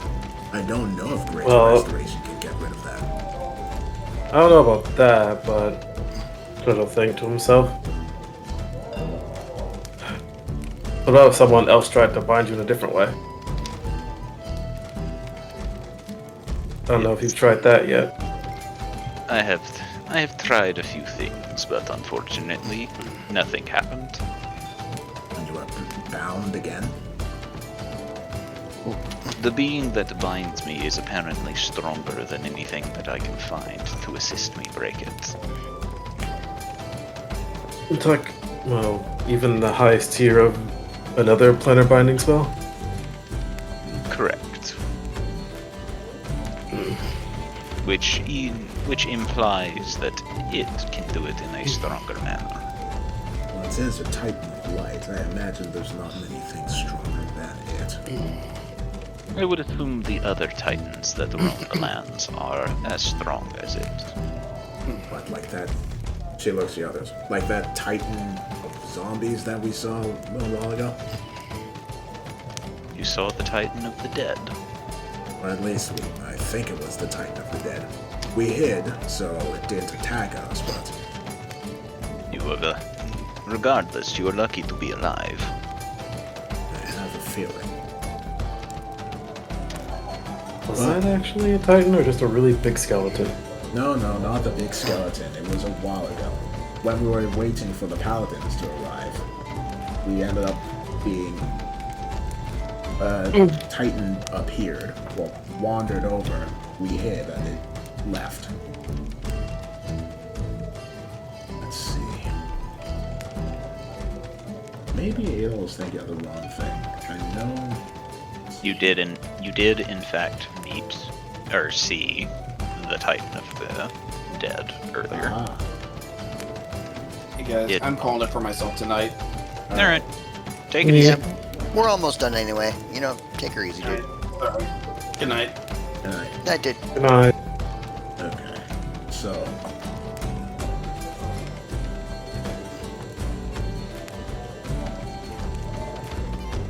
Have you tried Greater Restoration? Yes, it does not work. It is not a curse.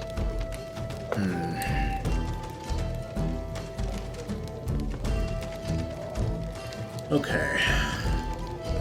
Let me ask a different question. In a manner of speaking, let's say, for example, you were bound to not be able to tell us the conditions of this at all. Would even dreaming about it not be allowed either? What do you mean? If someone were to speak to you in a different way, in a way that you kind of have control over, someone else has control over, do you think you'd be able to speak freely? I don't know. Highly unlikely, but I do not know. Would you be willing to give it a try? He just slowly shrugs to this. Hold on, actually, George. If push comes to shove, and George does lose the fight, and you do agree to our, I'm not sure to call it bet or not, our agreement, and we do end up losing the scroll to you, if we are able to free you from your binding, will you give us Bowmasters unharmed, as well as the scroll back? Provided, of course, you do agree to that. He thinks for a minute and says, I will need time to think about your arrangement before I make an agreement. Alright. In the meantime, George, I think we'll try your idea once Rodriguez, Carmela Montague is sure of what we will do in the meantime. Alright. Still, just curious. We hope we can help you. Being stuck away from your home for so long is not something I'd want to experience. I can only assume that my grip in the Nine where I was has been lost to an enemy faction at this point. What was your influence in Hell, actually? The same as any other fiend. Whatever I could conquer was mine. And how much of Hell did you conquer? Not much. At least not in the grand scheme of things. What, did you, conquer a whole level of Hell or something? Oh no. No, I would have died long before I got that far. I see. Alright. Well, thanks for your information, Rodriguez Carmela Montague. Of course.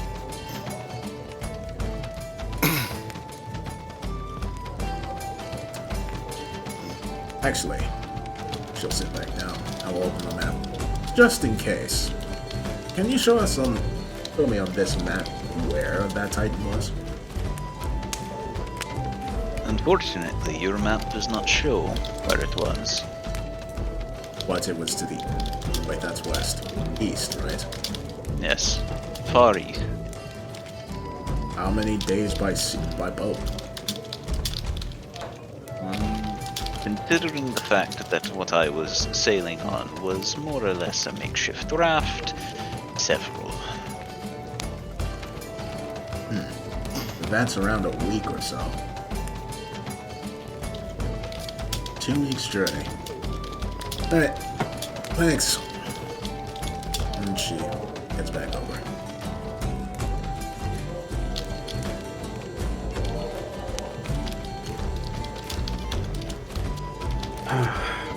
I'm dreading the conversation I'm going to have the next week. Sorry, can you say that again? No. I was gonna say I'm dreading the conversation I would need to have with my mother about that. That you helped someone? No, about what exactly the Titan of Light is, or who they are. Well, it sounds like your mother would have a better idea of who they are than either you or I would. Who knows, they may have even met before. We could have met, but I'm assuming it's similar to how there are some angels who enjoy things that are purely good and hate anything else. Do you consider yourself a good person that follows the rules, George? I consider myself someone who's neutral. Oh boy.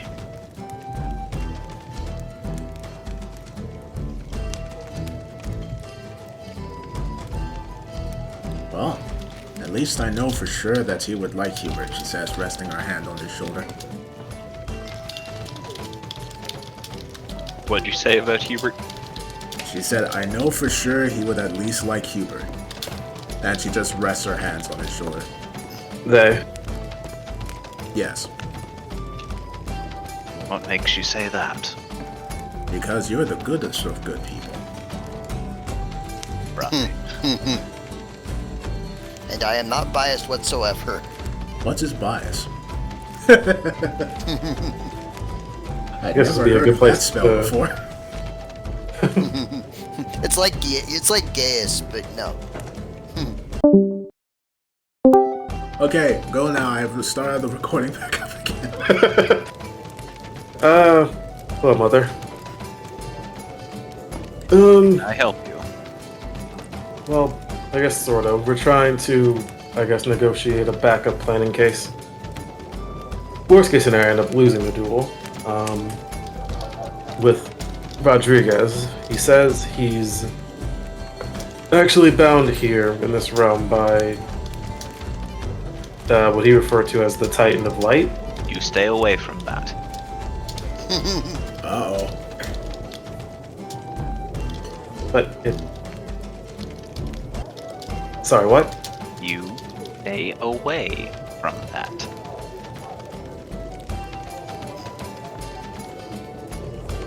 May I ask why? It's a very powerful being. One that I cannot express in a manner that you would understand.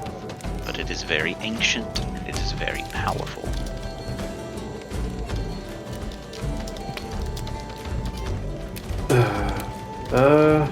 Okay. Now, I obviously can't make you stay away from it. But that is my recommendation.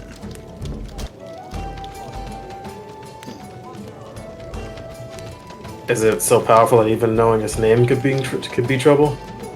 Not quite that powerful. Okay. Then can I at least know its name?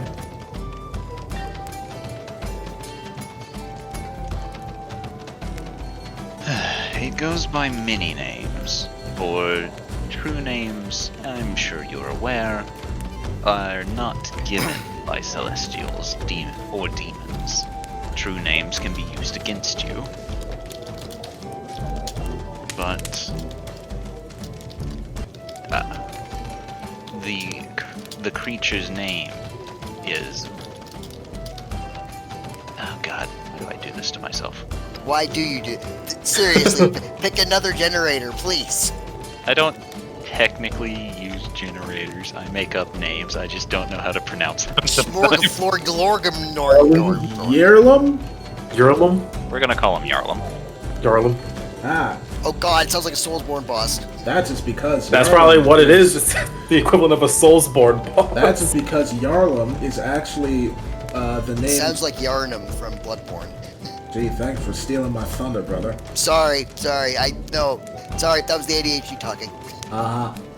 I was about to just Lord drop Bloodborne on y'all.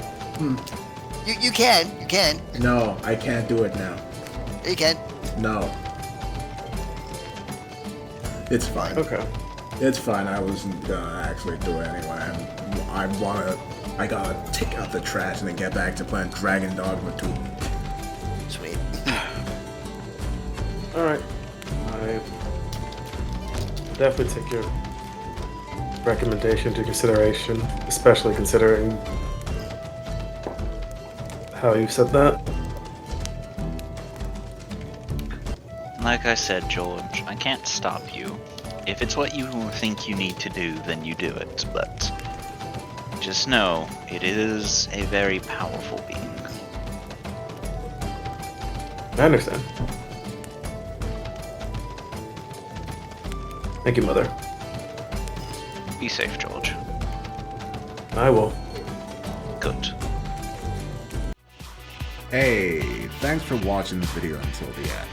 If you want to see more of my stuff, click on either the vids on screen or check out my YouTube channel. Feel free to like, comment, subscribe, and check the description for more places to follow me. I hope you enjoy the rest of your day, and I'll be seeing you.